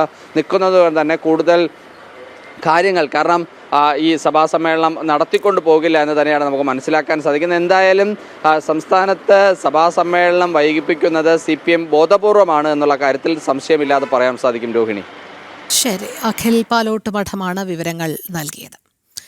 കാർഗിൽ സ്മരണയിൽ രാഷ്ട്രം. ശത്രുവിനുമേൽ കാർഗിൽ കുന്നുകളിൽ ഭാരതം ഐതിഹാസിക വിജയം നേടിയിട്ട് നാളെ 26 ആണ്ടാകുന്നു. 2 ദിവസത്തെ ആഘോഷങ്ങൾക്ക് ഇന്ന് ദ്രാസിൽ തുടക്കമാകും. മുതിർന്ന സൈനിക ഉദ്യോഗസ്ഥരും കേന്ദ്ര മന്ത്രിമാരും പങ്കെടുക്കും. ജിഷ്ണു കൃഷ്ണൻ ചേരുന്നു കൂടുതൽ വിവരങ്ങളുമായി. ജിഷ്ണു, കാർഗിൽ സ്മരണയിലൂടെ രാഷ്ട്രം കടന്നുപോകുമ്പോൾ ശത്രുവിനുമേൽ കാർഗിൽ കുന്നുകളിൽ ഭാരതം നേടിയ ആ ഐതിഹാസിക വിജയത്തിന് നാളെ 26 ആണ്ടാകുമ്പോൾ നമുക്ക് അതൊക്കെ എങ്ങനെ ഓർത്തെടുക്കാം? രോഹിണി, കാർഗിലിൽ ഭാരതത്തിൻ്റെ സേന നേടിയിട്ടുള്ള ഐതിഹാസികമായ വിജയം, അതിന് 26 വയസ്സ് തികയുകയാണ്. അതിൻ്റെ ഓർമ്മയിൽ, സ്മരണയിൽ രാജ്യം നാളെ കാർഗിൽ വിജയ് ദിവസ് ആഘോഷിക്കും. അതിൻ്റെ ഭാഗമായി 2 ദിവസത്തെ പരിപാടികളാണ് കാർഗിൽ വിജയ് സ്മാരകത്തിൽ, ദ്രാസിലെ വിജയ് സ്മാരകത്തിലും ഒരുക്കിയിട്ടുള്ളത്. മുതിർന്ന സൈനിക ഉദ്യോഗസ്ഥർ കൂടാതെ കേന്ദ്ര പ്രതിരോധ സഹമന്ത്രി ഉൾപ്പെടെയുള്ള കേന്ദ്രമന്ത്രിമാരും ഈ ചടങ്ങിൽ പങ്കെടുക്കും. അവിടെ രാജ്യത്തിന് വേണ്ടി സ്വന്തം ജീവൻ ബലി നൽകിയിട്ടുള്ള ധീരന്മാരായിട്ടുള്ള ജവാന്മാരെ ആദരിക്കും, അല്ലെങ്കിൽ അവിടെ ഓർമ്മിക്കും. അതിനുശേഷം വിവിധ രീതിയിലുള്ള സാംസ്കാരിക പരിപാടികൾ, രാജ്യത്തിൻ്റെ സാംസ്കാരിക വൈവിധ്യം വിളിച്ചോതുന്ന, രാജ്യത്തിൻ്റെ വിവിധ ഭാഗങ്ങളിൽ നിന്നുള്ള കലാകാരന്മാർ അണിനിരക്കുന്ന സാംസ്കാരിക പരിപാടികളുണ്ട്. വിജയ് ദിവസിൻ്റെ ഭാഗമായും കാർഗിൽ ധീര സേനാനികളെ ആദരിക്കുന്ന പരിപാടികളുണ്ട്. അവരുടെ കുടുംബാംഗങ്ങളുമായുള്ള സംവാദം, അത്തരത്തിൽ വിവിധ പരിപാടികളാണ്, 2 ദിവസത്തെ പരിപാടികളാണ് കാർഗിൽ വിജയ് ദിവസവുമായി ബന്ധപ്പെട്ട ഒരുക്കിയിട്ടുള്ളത്. 1999 മെയ് മാസം ആദ്യ വാരത്തിലാണ് കാർഗിൽ കുന്നുകളിൽ ഇത്തരത്തിലുള്ള നുഴഞ്ഞുകയറ്റം ആദ്യം ശ്രദ്ധയിൽപ്പെട്ടത്. ആദ്യം ഭീകരവാദികളാണ് എന്ന സംശയമുണ്ടായിരുന്നെങ്കിലും പാകിസ്ഥാൻ സൈന്യം നടത്തിയിട്ടുള്ള ചതിയിലൂടെ നടത്തിയിട്ടുള്ള നുഴഞ്ഞുകയറ്റവും അതിനെതിരെ ഭാരതത്തിൻ്റെ സൈന്യം നടത്തിയിട്ടുള്ള ഓപ്പറേഷൻ വിജയ്, വ്യോമസേനയുടെ പിൻബലത്തിൽ കരസേന നടത്തിയിട്ടുള്ള തിരിച്ചടിയിൽ കാർഗിലിലെ മുഴുവൻ പ്രദേശങ്ങളിൽ നിന്നും പാകിസ്ഥാൻ സൈന്യത്തെ തുരത്താൻ സാധിച്ചു എന്നുള്ളതാണ് ഏറ്റവും പ്രധാനപ്പെട്ട വിജയം. ഏറ്റവും ഒടുവിൽ ടൈഗർ ഹിൽസിലും രാജ്യത്തിൻ്റെ ത്രിവർണ്ണ പതാക പാറിച്ചുകൊണ്ട് ഓപ്പറേഷൻ വിജയിൻ്റെയും പൂർണ്ണതയിലേക്ക് എത്തിച്ചുകൊണ്ട് ഓപ്പറേഷൻ വിജയുടെ വിജയം ഭാരതത്തിൻ്റെ സൈന്യം പ്രഖ്യാപിക്കുമ്പോൾ രാജ്യത്തിൻ്റെ 520-ലധികം ധീര സൈനികരെയാണ് നഷ്ടമായിട്ടുള്ളത്. 99 ഫെബ്രുവരിയിൽ അന്ന് അയൽ രാജ്യവുമായി യുദ്ധമല്ല സമാധാനമാണ് ഭാരതം ആഗ്രഹിക്കുന്നത് എന്ന് പ്രഖ്യാപിച്ചുകൊണ്ട് അന്നത്തെ പ്രധാനമന്ത്രി വാജ്പേയി ലാഹോറിലേക്ക് നടത്തിയിട്ടുള്ള ബസ് യാത്ര, ലാഹോർ ഉടമ്പടി, അത്തരത്തിൽ ഒരു സമാധാനം പാകിസ്ഥാനുമായി മുൻപോട്ട് കൊണ്ടുപോകാൻ, അയൽ രാജ്യവുമായി മുൻപോട്ട് കൊണ്ടുപോകാനുള്ള ശ്രമം ഭാരതം നടത്തിയെങ്കിലും ചതിയിലൂടെ നുഴഞ്ഞു കയറിക്കൊണ്ട് കാർഗിൽ മേഖല, അന്ന് ലഡാക്ക് ആ പ്രദേശം പിടിച്ചടക്കാനും ശ്രീനഗറിൽ നിന്ന് ലഡാക്കിലേക്കുള്ള ദേശീയപാത പിടിച്ചടക്കിക്കൊണ്ട് ആ പ്രദേശത്തെ ഭാരതത്തിൽ നിന്ന് വേർപെടുത്താനുള്ളൊരു ഓപ്പറേഷനായിരുന്നു പാകിസ്ഥാൻ്റെ ഭാഗത്തുനിന്നുണ്ടായത്. എന്നാൽ അതിന് തിരിച്ചടി നൽകിക്കൊണ്ട് ഓപ്പറേഷൻ വിജയ് കാർഗിൽ മേഖലയിൽ നിന്ന് പാകിസ്ഥാൻ സൈന്യത്തെ തുരത്തിയത് മാത്രമല്ല, അതിർത്തി കടന്നുകൊണ്ട് പാകിസ്ഥാൻ മേഖലയിലേക്ക് പോലും ഭാരതത്തിൻ്റെ സൈന്യം എത്തും എന്ന ഘട്ടമെത്തിയപ്പോഴാണ് അമേരിക്കയെ ഇടപെടുത്തിക്കൊണ്ട് ആ യുദ്ധം അവസാനിപ്പിക്കുന്നതിനും പാകിസ്ഥാൻ മേഖലയിലേക്ക് ഭാരതത്തിൻ്റെ സൈന്യം എത്താതിരിക്കാനുള്ള ഒരു ശ്രമം പാകിസ്ഥാൻ്റെ ഭരണകൂടം നടത്തിയത്. അന്ന് ഭാരതത്തിൻ്റെ ചുണക്കുട്ടികളായിട്ടുള്ള ധീരരായ സൈന്യത്തിൻ്റെയും വീര്യത്തോടൊപ്പം തന്നെ ചേർത്ത് പറയേണ്ടതാണ് അന്നത്തെ ഭരണാധികാരി, പ്രധാനമന്ത്രിയായിരുന്ന അടൽ ബിഹാരി വാജ്പേയിയുടെയും കൃത്യമായിട്ടുള്ള നിലപാടുകൾ, അല്ലെങ്കിൽ രാജ്യത്തിൻ്റെ 1 ഇഞ്ച് ഭൂമി പോലും പാകിസ്ഥാന് വിട്ടു നൽകില്ല എന്ന് പ്രഖ്യാപിച്ചുകൊണ്ട് മുഴുവൻ, അല്ലെങ്കിൽ ഭാരതത്തിലേക്ക് നുഴഞ്ഞു കയറിയിട്ടുള്ള ഏറ്റവും ഒടുവിലത്തെ പാക് സൈന്യത്തെയും അല്ലെങ്കിൽ പാക് സൈനികനെയും തുരത്തിയിട്ട് മാത്രമേ ഓപ്പറേഷൻ വിജയ് അവസാനിപ്പിക്കൂ എന്ന് പ്രഖ്യാപിച്ചുകൊണ്ട് സൈന്യത്തിന് വളരെ കൃത്യമായിട്ടുള്ള പിന്തുണ നൽകിയിട്ടുള്ള അടൽ ബിഹാരി വാജ്പേയിയുടെ പേരും നമുക്ക് ഈ കാർഗിൽ വിജയ് ദിവസവുമായി ബന്ധപ്പെട്ട ആഘോഷ പരിപാടികളിൽ ആ സ്മരണയിൽ ഓർക്കേണ്ടതുണ്ട്. അത്തരത്തിൽ 47-ലെയും 71-ലെയും യുദ്ധത്തിന് ശേഷം പാകിസ്ഥാൻ സൈന്യവും ഭീകരരും ചേർന്നുകൊണ്ട് ചതിയിലൂടെ കാർഗിൽ മേഖല പിടിച്ചടക്കാനുള്ള ശ്രമത്തിന് ഭാരതത്തിൻ്റെ സൈന്യം നൽകിയിട്ടുള്ള തിരിച്ചടിയാണ് ഓപ്പറേഷൻ വിജയ്. അതിൽ നേരത്തെ സൂചിപ്പിച്ചതുപോലെ ക്യാപ്റ്റൻ വിക്രം ബത്ര, കൂടാതെ കോഴിക്കോട് സ്വദേശി ക്യാപ്റ്റൻ വിക്രം തുടങ്ങി രാജ്യത്തിൻ്റെ വിവിധ പ്രദേശങ്ങളിൽ നിന്നുള്ള രാജ്യത്തിൻ്റെ ധീരരായിട്ടുള്ള, രാജ്യത്തിന് വേണ്ടി, ഭാരതാംബയ്ക്ക് വേണ്ടി അന്ന് അവിടെ ജീവൻ ബലി നൽകേണ്ടി വന്നു. അത്രയധികം സൈനികരുടെ ജീവൻ നൽകിക്കൊണ്ടാണ് ആ ഭൂപ്രദേശം ഭാരതത്തിൻ്റെ അഭിമാനം വാനോളം ഉയർത്തിക്കൊണ്ട് ഓപ്പറേഷൻ വിജയ് ആ വിജയത്തിലേക്ക് എത്തിക്കുകയും ടൈഗർ ഹിൽസിൽ ഭാരതം ത്രിവർണ്ണ പതാക പാറിക്കുകയും ചെയ്തിട്ടുള്ളത്. അതിൻ്റെ സ്മരണയിലൂടെ കടന്നു പോകുമ്പോൾ നാളെ ജൂലൈ 26 ആ ഓപ്പറേഷൻ വിജയ് പൂർണ്ണതയിലേക്ക് എത്തുകയും കാർഗിൽ വിജയ് ദിവസ് പ്രഖ്യാപിച്ചിട്ട് അല്ലെങ്കിൽ ആ വിജയം നേടിയിട്ട് 26 വയസ്സ് തികയുമ്പോഴാണ് 2 ദിവസത്തെ സ്മരണ പരിപാടികൾ കാർഗിൽ വിജയ സ്മാരകത്തിലും ഒപ്പം നാളെയും ഡൽഹിയിൽ ഇന്ത്യ ഗേറ്റിനോട് സമീപം സൈനികർക്കുള്ള ആദരം പ്രധാനമന്ത്രി ഉൾപ്പെടെ അർപ്പിക്കും എന്നുള്ളതുമാണ് മനസ്സിലാക്കുന്നത്. രോഹിണി. ശരി, ജിഷ്ണു കൃഷ്ണനാണ് വിവരങ്ങൾ നൽകിയത്.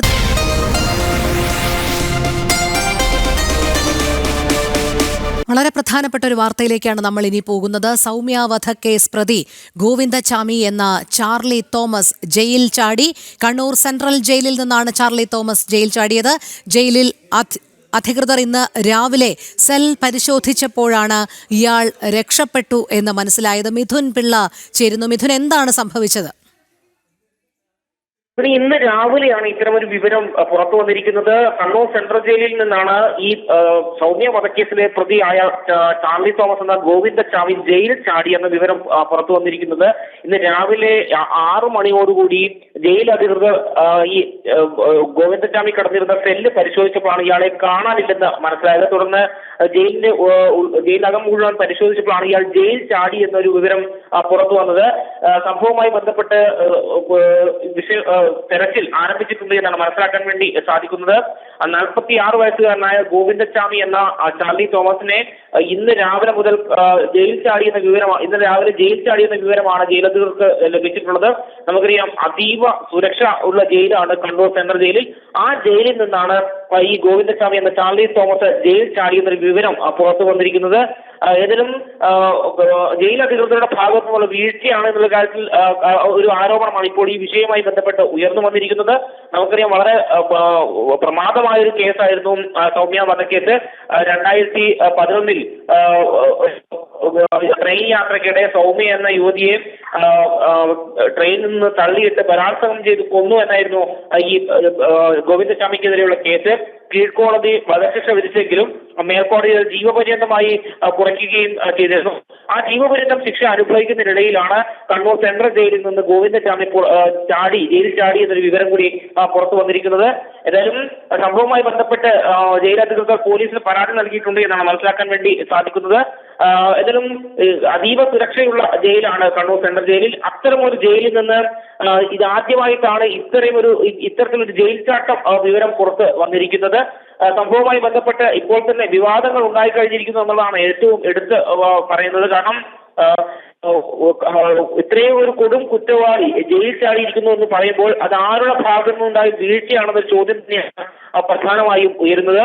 നിരവധി തടവുകാർ, അതായത് നിലവിൽ കണ്ണൂർ സെൻട്രൽ ജയിലിനെ സംബന്ധിച്ച് താങ്ങാവുന്നതിലും അപ്പുറം തടവുകാരുള്ള ഒരു ജയിൽ കൂടിയാണ് കണ്ണൂർ സെൻട്രൽ ജയിലിൽ. ആ ഒരു ജയിലിൽ നിന്നാണ് കൊടും കുറ്റവാളിയായിട്ടുള്ള ഗോവിന്ദചാമി എന്ന ചാർലി തോമസ് ചാടിയിരിക്കുന്നത്. എങ്ങനെയാണ് ഇയാൾ രക്ഷപ്പെട്ടത് എന്നതിനെ സംബന്ധിച്ച് ഇതുവരെ ജയിലധികൃതർക്ക് വ്യക്തമായൊരു വിവരം ലഭിച്ചില്ല എന്നാണ് മനസ്സിലാക്കാൻ വേണ്ടി സാധിക്കുന്നത്. സാധാരണഗതിയിൽ രാവിലെ എല്ലാ ദിവസവും സെല്ല് പരിശോധിക്കുകയും ഈ സെല്ലിൽ നിന്ന് ആളുകൾ പുറത്തേക്ക് ഇറക്കി വിടുകയും ചെയ്യുന്നൊരു സമയമാണ്. അത്തരത്തിൽ രാവിലെ പരിശോധനയ്ക്ക് എത്തിയ സമയത്താണ് ഈ ഗോവിന്ദചാമി എന്ന ചാർലി തോമസിനെ കാണാനില്ല എന്നൊരു വിവരം പുറത്തു വന്നിരിക്കുന്നത്. അതേസമയം ഈ ഗോവിന്ദചാമി തലേദിവസം സെല്ലിലേക്ക് കയറിയിട്ടുണ്ടോ എന്ന കാര്യത്തിൽ കൂടി ഇപ്പോൾ സംശയം നിലനിൽക്കുകയാണ്. അത് ഇന്നലെ രാത്രി സെല്ലിലേക്ക് കയറ്റുന്ന സമയത്ത് പരിശോധിച്ചിരുന്നോ എന്നുള്ള ഒരു കാര്യം കൂടി ഇപ്പോൾ സംശയം നിലനിൽക്കുന്നുണ്ട്.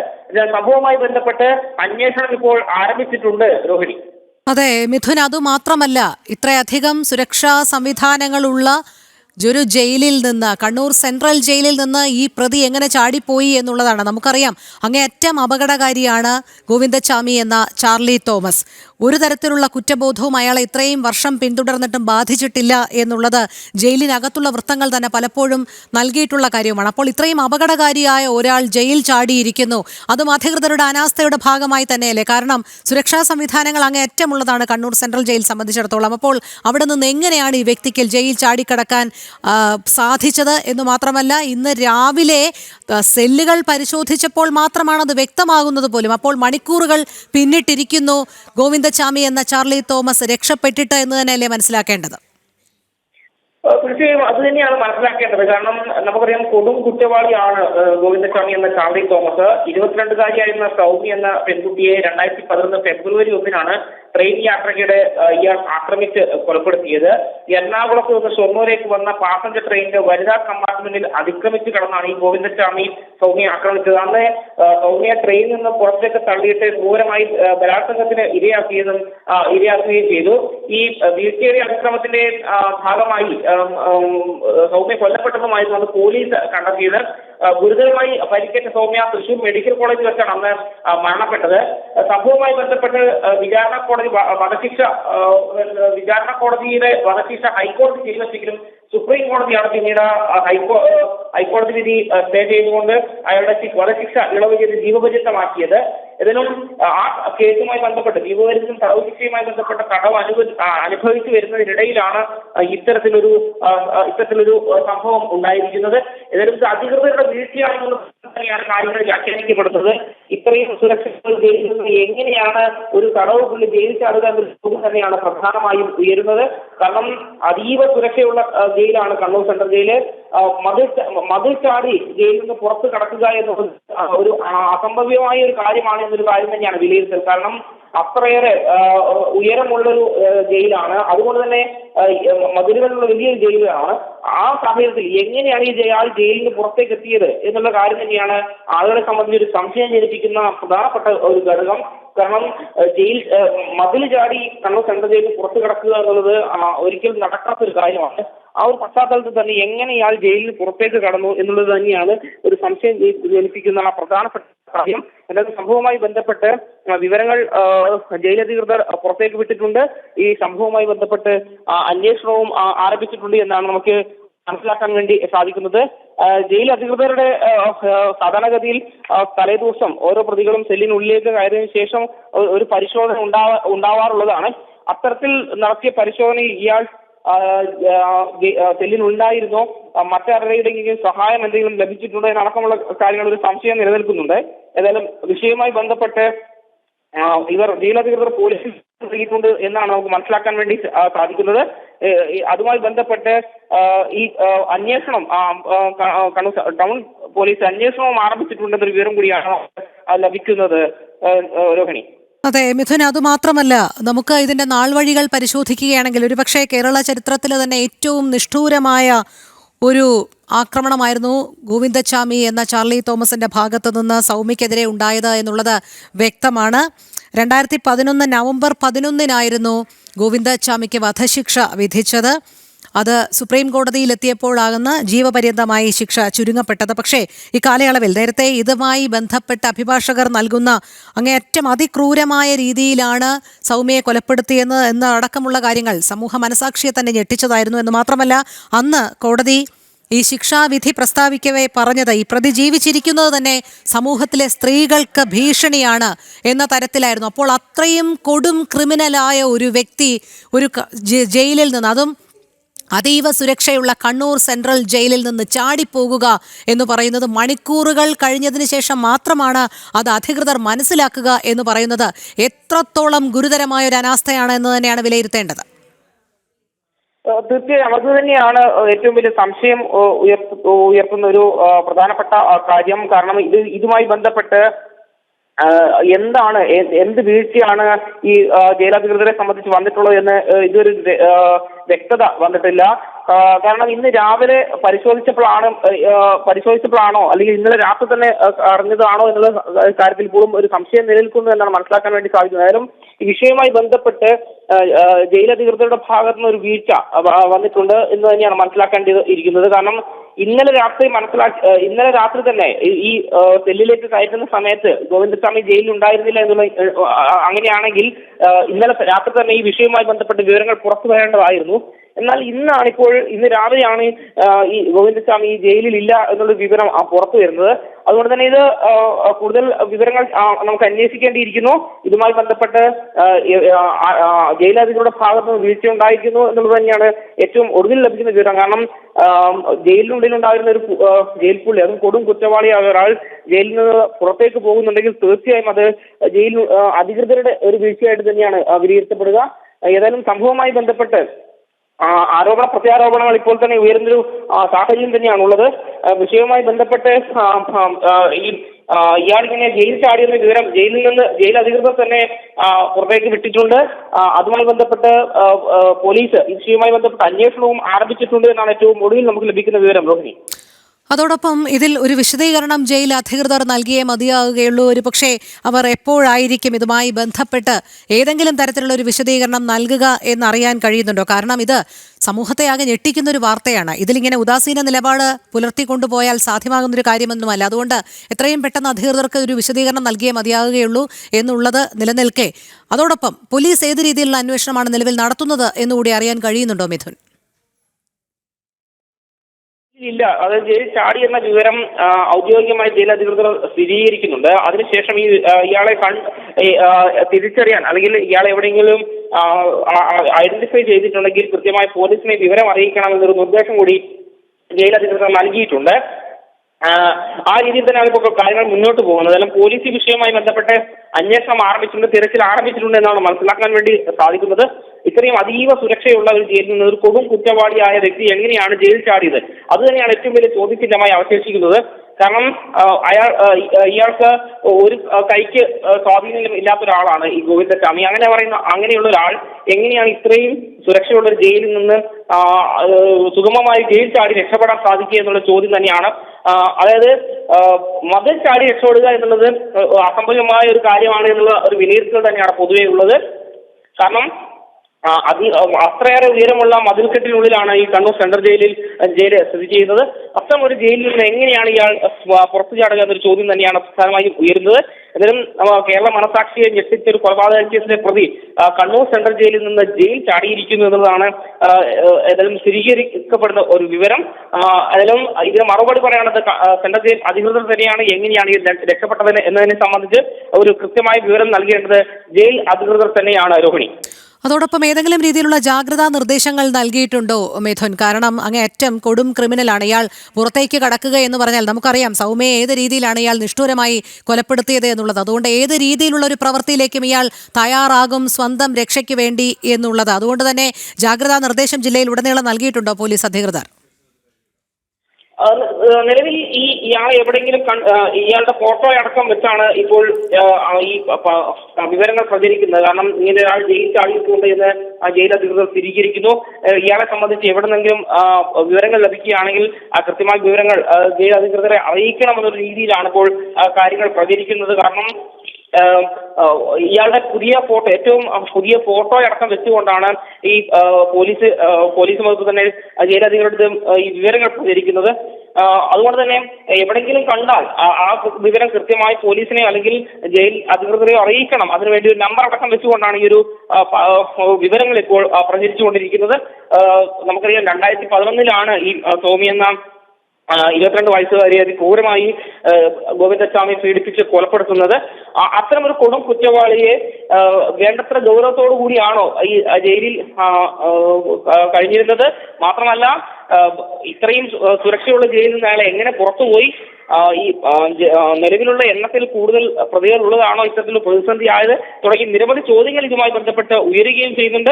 ഏതായാലും സംഭവവുമായി ബന്ധപ്പെട്ട് ഇപ്പോൾ പോലീസ് അന്വേഷണം ആരംഭിച്ചിട്ടുണ്ട് എന്നുള്ളതാണ് ഏറ്റവും ഒടുവിലത്തെ വിവരം. രോഹിണി, അത് മാത്രമല്ല അങ്ങേയറ്റം ആശങ്കപ്പെടുത്തുന്ന ഒരു വസ്തുത എന്ന് പറയുന്നത് നേരത്തെ തന്നെ മിഥുൻ പറഞ്ഞതുപോലെ ഇത്രയും സുരക്ഷാ സംവിധാനങ്ങളുള്ള കണ്ണൂർ സെൻട്രൽ ജയിലിൽ നിന്ന് ഈ പ്രതി എങ്ങനെ ചാടി രക്ഷപ്പെട്ടു എന്നുള്ളതാണ്.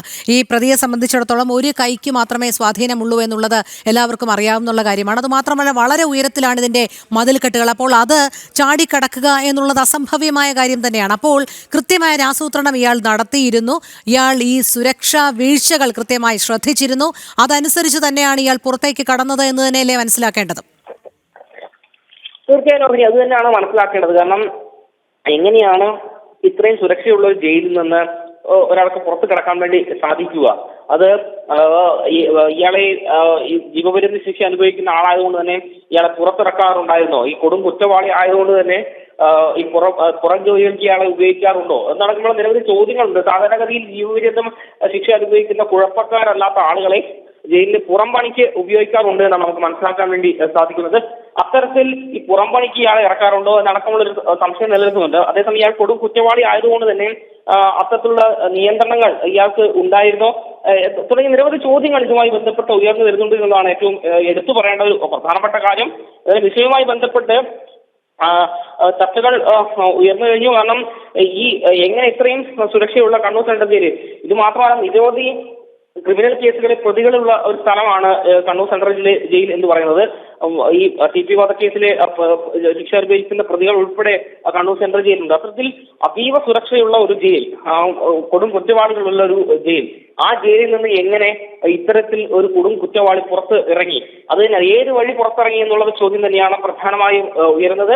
അതിലും സംഭവവുമായി ബന്ധപ്പെട്ട് പോലീസും അതുപോലെ തന്നെ ജയിൽ അധികൃതരും പരിശോധനകൾ ആരംഭിച്ചിട്ടുണ്ട് എന്നാണ് മനസ്സിലാക്കാൻ വേണ്ടി സാധിക്കുന്നത്.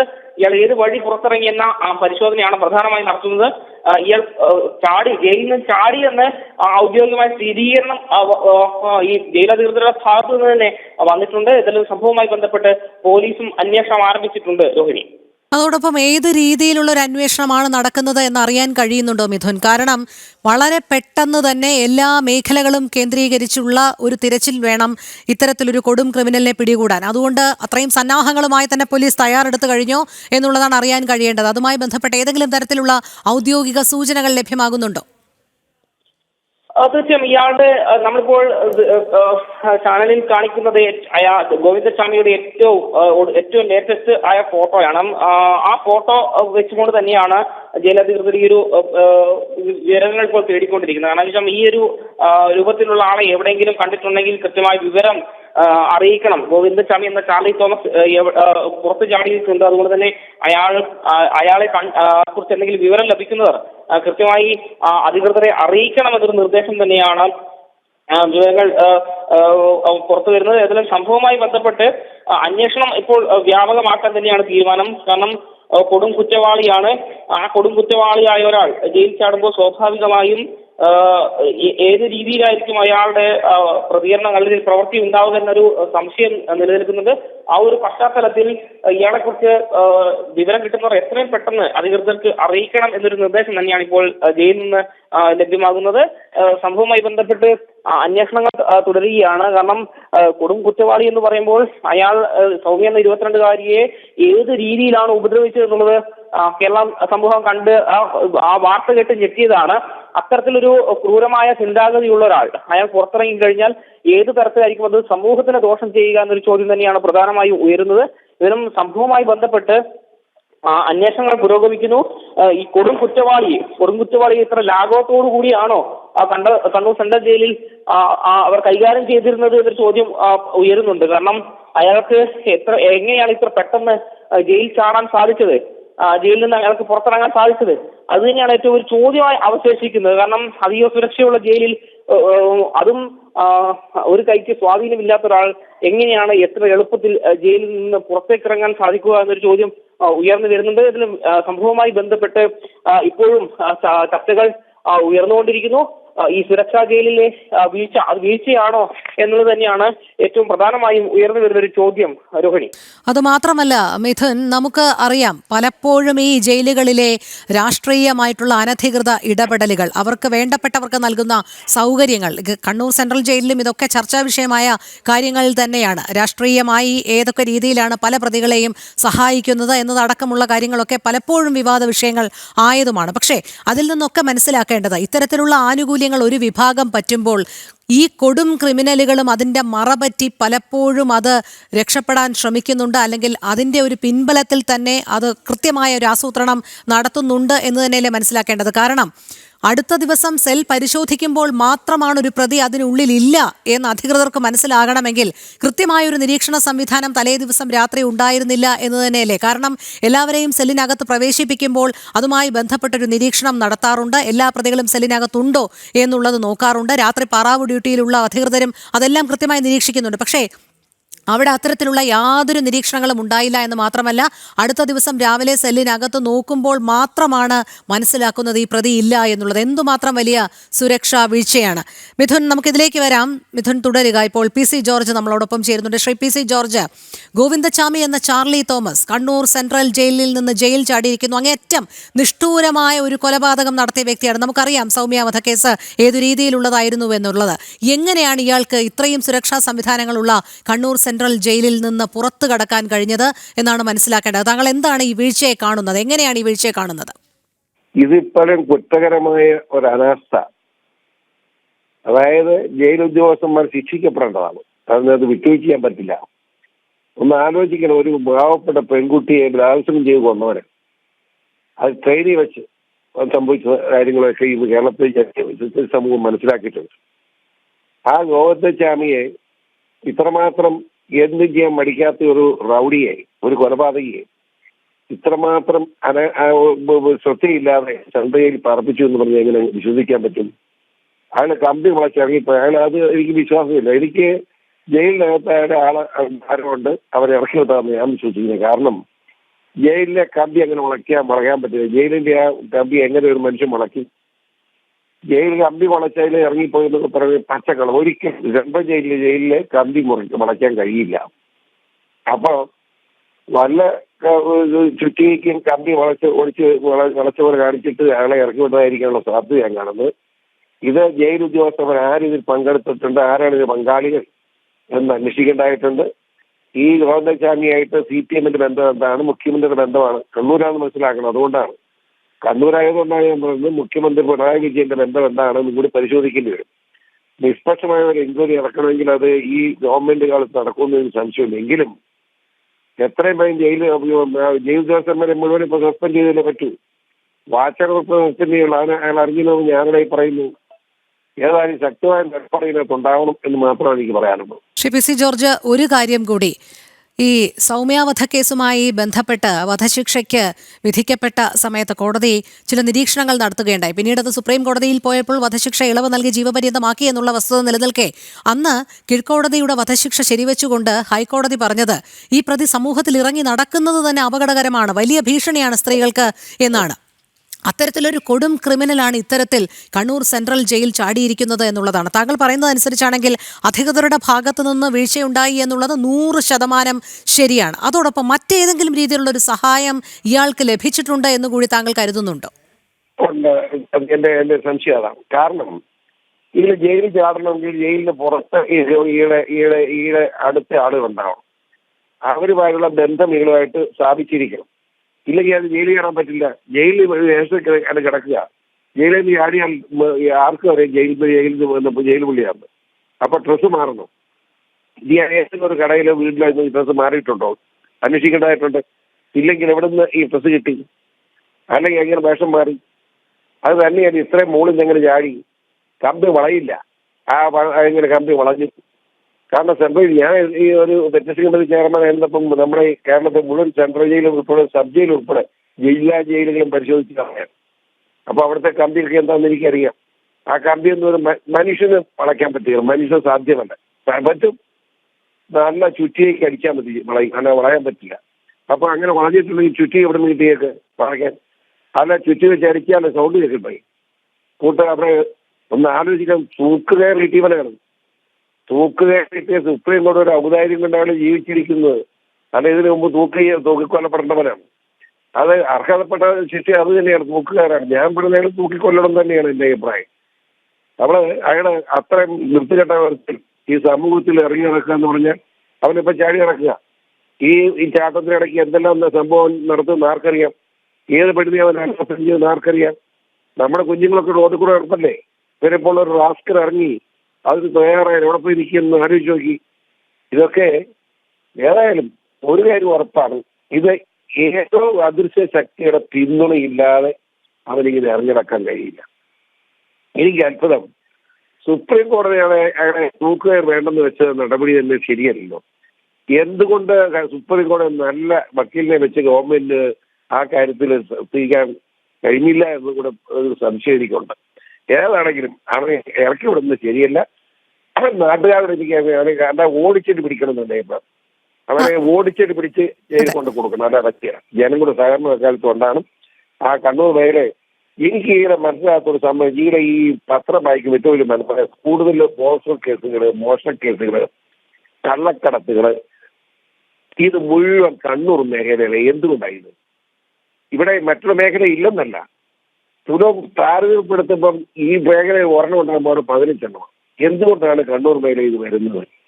ഈ പിണറായി, ഞാൻ തെറ്റിദ്ധരിക്കുകയാണ്, പിണറായി അസ്ഥാനത്ത് ചുമ്മാ കുറ്റപ്പെടുത്തുന്നതായിട്ട് തെറ്റിദ്ധരിക്കണ്ട. എന്തുകൊണ്ട് ഇത് സംഭവിക്കും?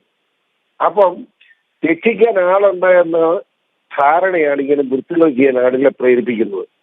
എനിക്ക് രക്ഷപ്പെടാമെന്ന് ബോധ്യമുള്ളപ്പോഴും ഞാൻ വൃത്തികൾ കാണിക്കുന്നത്, മനസ്സിലായില്ലേ? അപ്പം രക്ഷപ്പെടുന്ന സാഹചര്യം എന്താണ്? അത് ബഹുമാനപ്പെട്ട മുഖ്യമന്ത്രി ആലോചിക്കുന്ന ഒരു പ്രശ്നമാണ്. എന്തുകൊണ്ട് ഈ കണ്ണൂർ മേഖല ഇത്രമാത്രം പോക്സോ കേസുകളും ബലാത്സംഗ കേസുകളും കള്ളക്കടത്തും ചരസും MDMA കേസുകളുണ്ടാവും? ആലോചിക്കേണ്ട പ്രശ്നമാണ്. തീർച്ചയായിട്ടും ഈയിനം നടപടിയായിട്ട് മുമ്പോട്ട് പോകുന്ന ഒരു സർക്കാരിന്റെ തെറ്റല്ലേ ഇതൊക്കെ എന്ന് ഞാൻ സംശയിക്കുന്നു, ഞാൻ കുറ്റപ്പെടുത്തുന്നത് സംശയിക്കുന്നു. ആ സംശയവും ജനഹൃദയങ്ങളിലുണ്ട് എന്ന് മാത്രമാണ്. ഒരു സാധാരണക്കാരന്റെ പൗരൻ എന്നതിലാണ് എന്റെ വികാരം ഞാൻ പറയുന്നത്. പരിശോധിക്കുമെന്നാണ് എന്റെ അഭിപ്രായം. അതെ, തീർച്ചയായും. വളരെ നന്ദി ശ്രീ PC ജോർജ് പ്രതികരിച്ചതിന്. മിഥുൻ പിള്ളയിലേക്ക് നമ്മൾ വീണ്ടും പോവുകയാണ്. മിഥുൻ, അങ്ങേയറ്റം കൊടും ക്രിമിനലായ ഒരു വ്യക്തി ഇത്തരത്തിൽ ജയിൽ ചാടണമെങ്കിൽ എന്തുമാത്രം ഗുരുതര പിഴവാണ് സംഭവിച്ചിരിക്കുന്നത് എന്നുള്ളതാണ്. നമ്മളോട് ഇപ്പോൾ ഈ വിഷയത്തിൽ പ്രതികരിക്കുന്നതിനായി BJP നേതാവായ നവ്യ ഹരിദാസ് കൂടി ചേരുന്നുണ്ട്. ശ്രീമതി നവ്യ, നമുക്കറിയാം സൗമ്യ വധക്കേസ്, അങ്ങേയറ്റം നിഷ്ഠൂരമായ അതിക്രൂരമായ പീഡനം നടത്തി സൗമ്യ എന്ന ചെറിയ പെൺകുട്ടിയെ ഗോവിന്ദച്ചാമി എന്ന ചാർലി തോമസ് കൊലപ്പെടുത്തി കഴിഞ്ഞതിന് ശേഷം അത് എങ്ങനെയാണ് കോടതി നിരീക്ഷിച്ചത് എന്ന് പോലും നമ്മൾ കണ്ടതാണ്. 15 കുറ്റകൃത്യങ്ങളാണ് ഇയാൾക്കെതിരെ അന്ന് കോടതി കണ്ടെത്തിയത്, സംശയാതീതമായി തെളിയിക്കപ്പെട്ടത്. അന്ന് കോടതി പറഞ്ഞത് ഇയാൾ പൊതുസമൂഹത്തിൽ ഇറങ്ങി നടക്കുന്നത് തന്നെ സമൂഹത്തിന് ഭീഷണിയാണ്, സ്ത്രീകൾക്ക് പ്രത്യേകിച്ച് അങ്ങേയറ്റം ഭീഷണിയാണ് എന്നുള്ളത്. ആ രീതിയിലാണ് ഇയാൾക്ക് വധശിക്ഷ ഉറപ്പാക്കിയത്. പക്ഷേ നിർഭാഗ്യവശാൽ അത് സുപ്രീം കോടതിയിൽ എത്തിയപ്പോൾ ചില തെളിവുകളുടെ അപര്യാപ്തത കൊണ്ട് പ്രോസിക്യൂഷന് കൃത്യമായി കൊലപാതക കുറ്റം ചുമത്താൻ കഴിഞ്ഞില്ല എന്നുള്ളത് കൊണ്ട് തന്നെ അത് വധശിക്ഷയിൽ നിന്ന് ഇളവ് ലഭിച്ച് ജീവപര്യന്തമാക്കപ്പെട്ടു.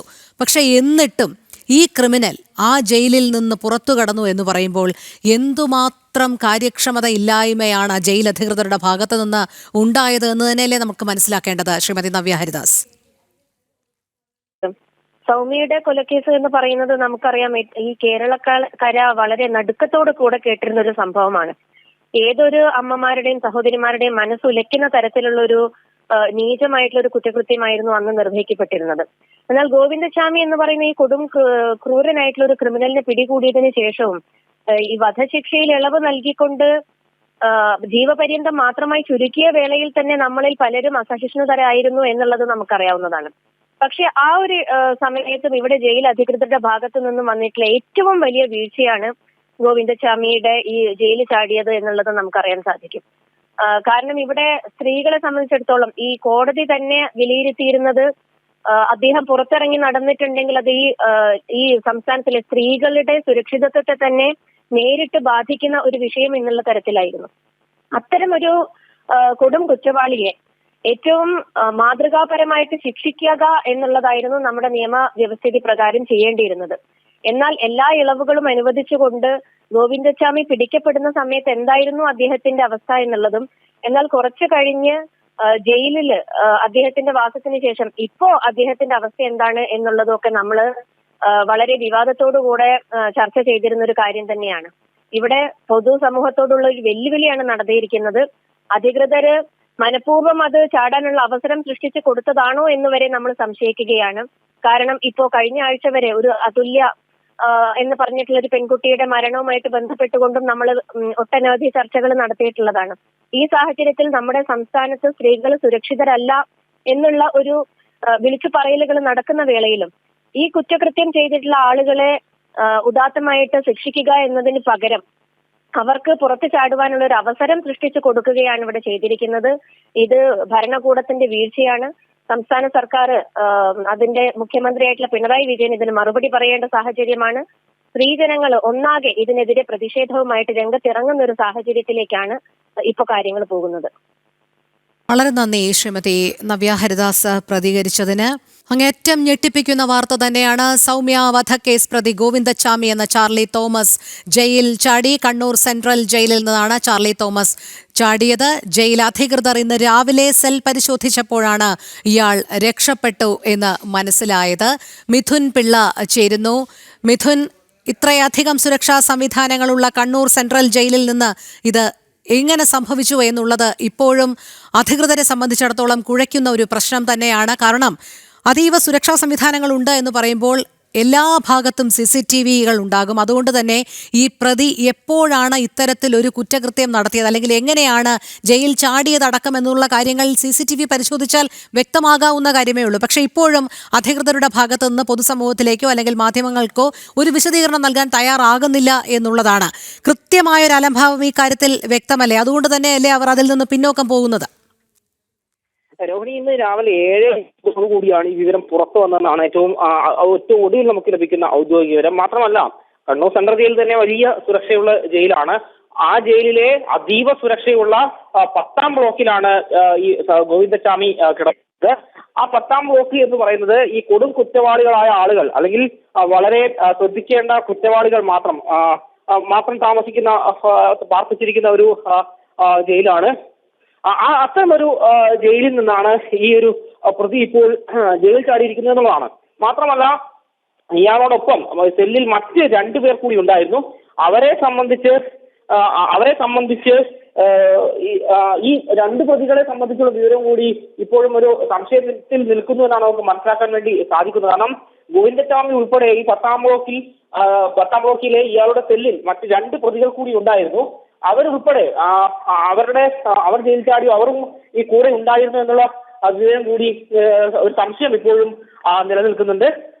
കാരണം പോലീസ് ഇന്ന് രാവിലെ ഇത്രയും ഉയരമുള്ളൊരു മതിൽ, ആ മതിൽ എങ്ങനെയാണ് ഈ തുണി കെട്ടി. ശരി മിഥുൻ, തുടരുക. നമ്മളോടൊപ്പം ഇപ്പോൾ കോൺഗ്രസ് നേതാവായ ശ്രീ രമേശ് ചെന്നിത്തല ചേരുന്നു. ശ്രീ രമേശ് ചെന്നിത്തല, സൗമ്യ കൊലക്കേസ് പ്രതി ഗോവിന്ദച്ചാമി എന്ന ചാർലി തോമസ് ആണ് കണ്ണൂർ സെൻട്രൽ ജയിൽ ചാടിയിരിക്കുന്നത്. ഇതെങ്ങനെ സംഭവിച്ചു എന്നുള്ളത് ഇപ്പോഴും ആശ്ചര്യത്തോടും ആശങ്കയോടും കൂടിയാണ് പൊതുസമൂഹം നോക്കിക്കാണുന്നത്. ഇത്രയും സുരക്ഷാ സംവിധാനങ്ങളുള്ള കണ്ണൂർ സെൻട്രൽ ജയിലിൽ നിന്ന് ഈ കൊടും ക്രിമിനലിന് എങ്ങനെയാണ് രക്ഷപ്പെടാൻ സാധിച്ചത്? തീർച്ചയായിട്ടും കേരളത്തെ ഞെട്ടിച്ച ഒരു വാർത്തയാണ് രാവിലെ നമ്മളൊക്കെ കേൾക്കുന്നത്. കണ്ണൂർ സെൻട്രൽ ജയിലാണ്, അതീവ സുരക്ഷാ മേഖലയാണ്. അവിടെ നിന്ന് ഒരു പ്രതി ഇതുപോലെ ചാടി പോകണമെങ്കിൽ അത് ഒന്നുകിൽ ജയിൽ അധികൃതരുടെ സഹായം, അല്ലെങ്കിൽ പുറത്തുനിന്നുള്ളവരുടെ സഹായം ഇല്ലാതെ ഒരിക്കലും സംഭവിക്കില്ല. നമ്മുടെ ജയിൽ മാനുവൽ അനുസരിച്ച് തന്നെ ഇത്തരം കുറ്റവാളികൾ, കൊടും കുറ്റവാളികൾ, ജീവപര്യന്തത്തിന് ശിക്ഷ വിധിച്ച് വാങ്ങിയവർ, വധശിക്ഷ വിധിച്ചവർ, അവർക്കൊക്കെ പ്രത്യേകമായ ശ്രദ്ധ ജയിൽ അധികൃതർ കാണിക്കണമെന്ന് പ്രത്യേകം പറയുന്നുണ്ട്. ജയിൽ മാനുവൽ അനുസരിച്ച് അവരാരും പ്രവർത്തിച്ചിട്ടില്ല എന്നുള്ളത് ഇതിൽ നിന്ന് വ്യക്തമാകുന്ന ഒരു കാര്യമാണ്. തന്നെയുമല്ല, ഇത് സെൻട്രൽ ജയിലുകൾ അതീവ സുരക്ഷാ മേഖലകളാണ്.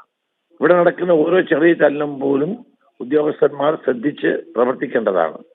ഇത് ഇന്നിപ്പോ ഏറ്റവും പ്രധാനപ്പെട്ട കാര്യം ഇയാളെ കണ്ടെത്തുക എന്നുള്ളതാണ്. കാരണം ഇയാളൊരു കൊടും കുറ്റവാളിയാണ്.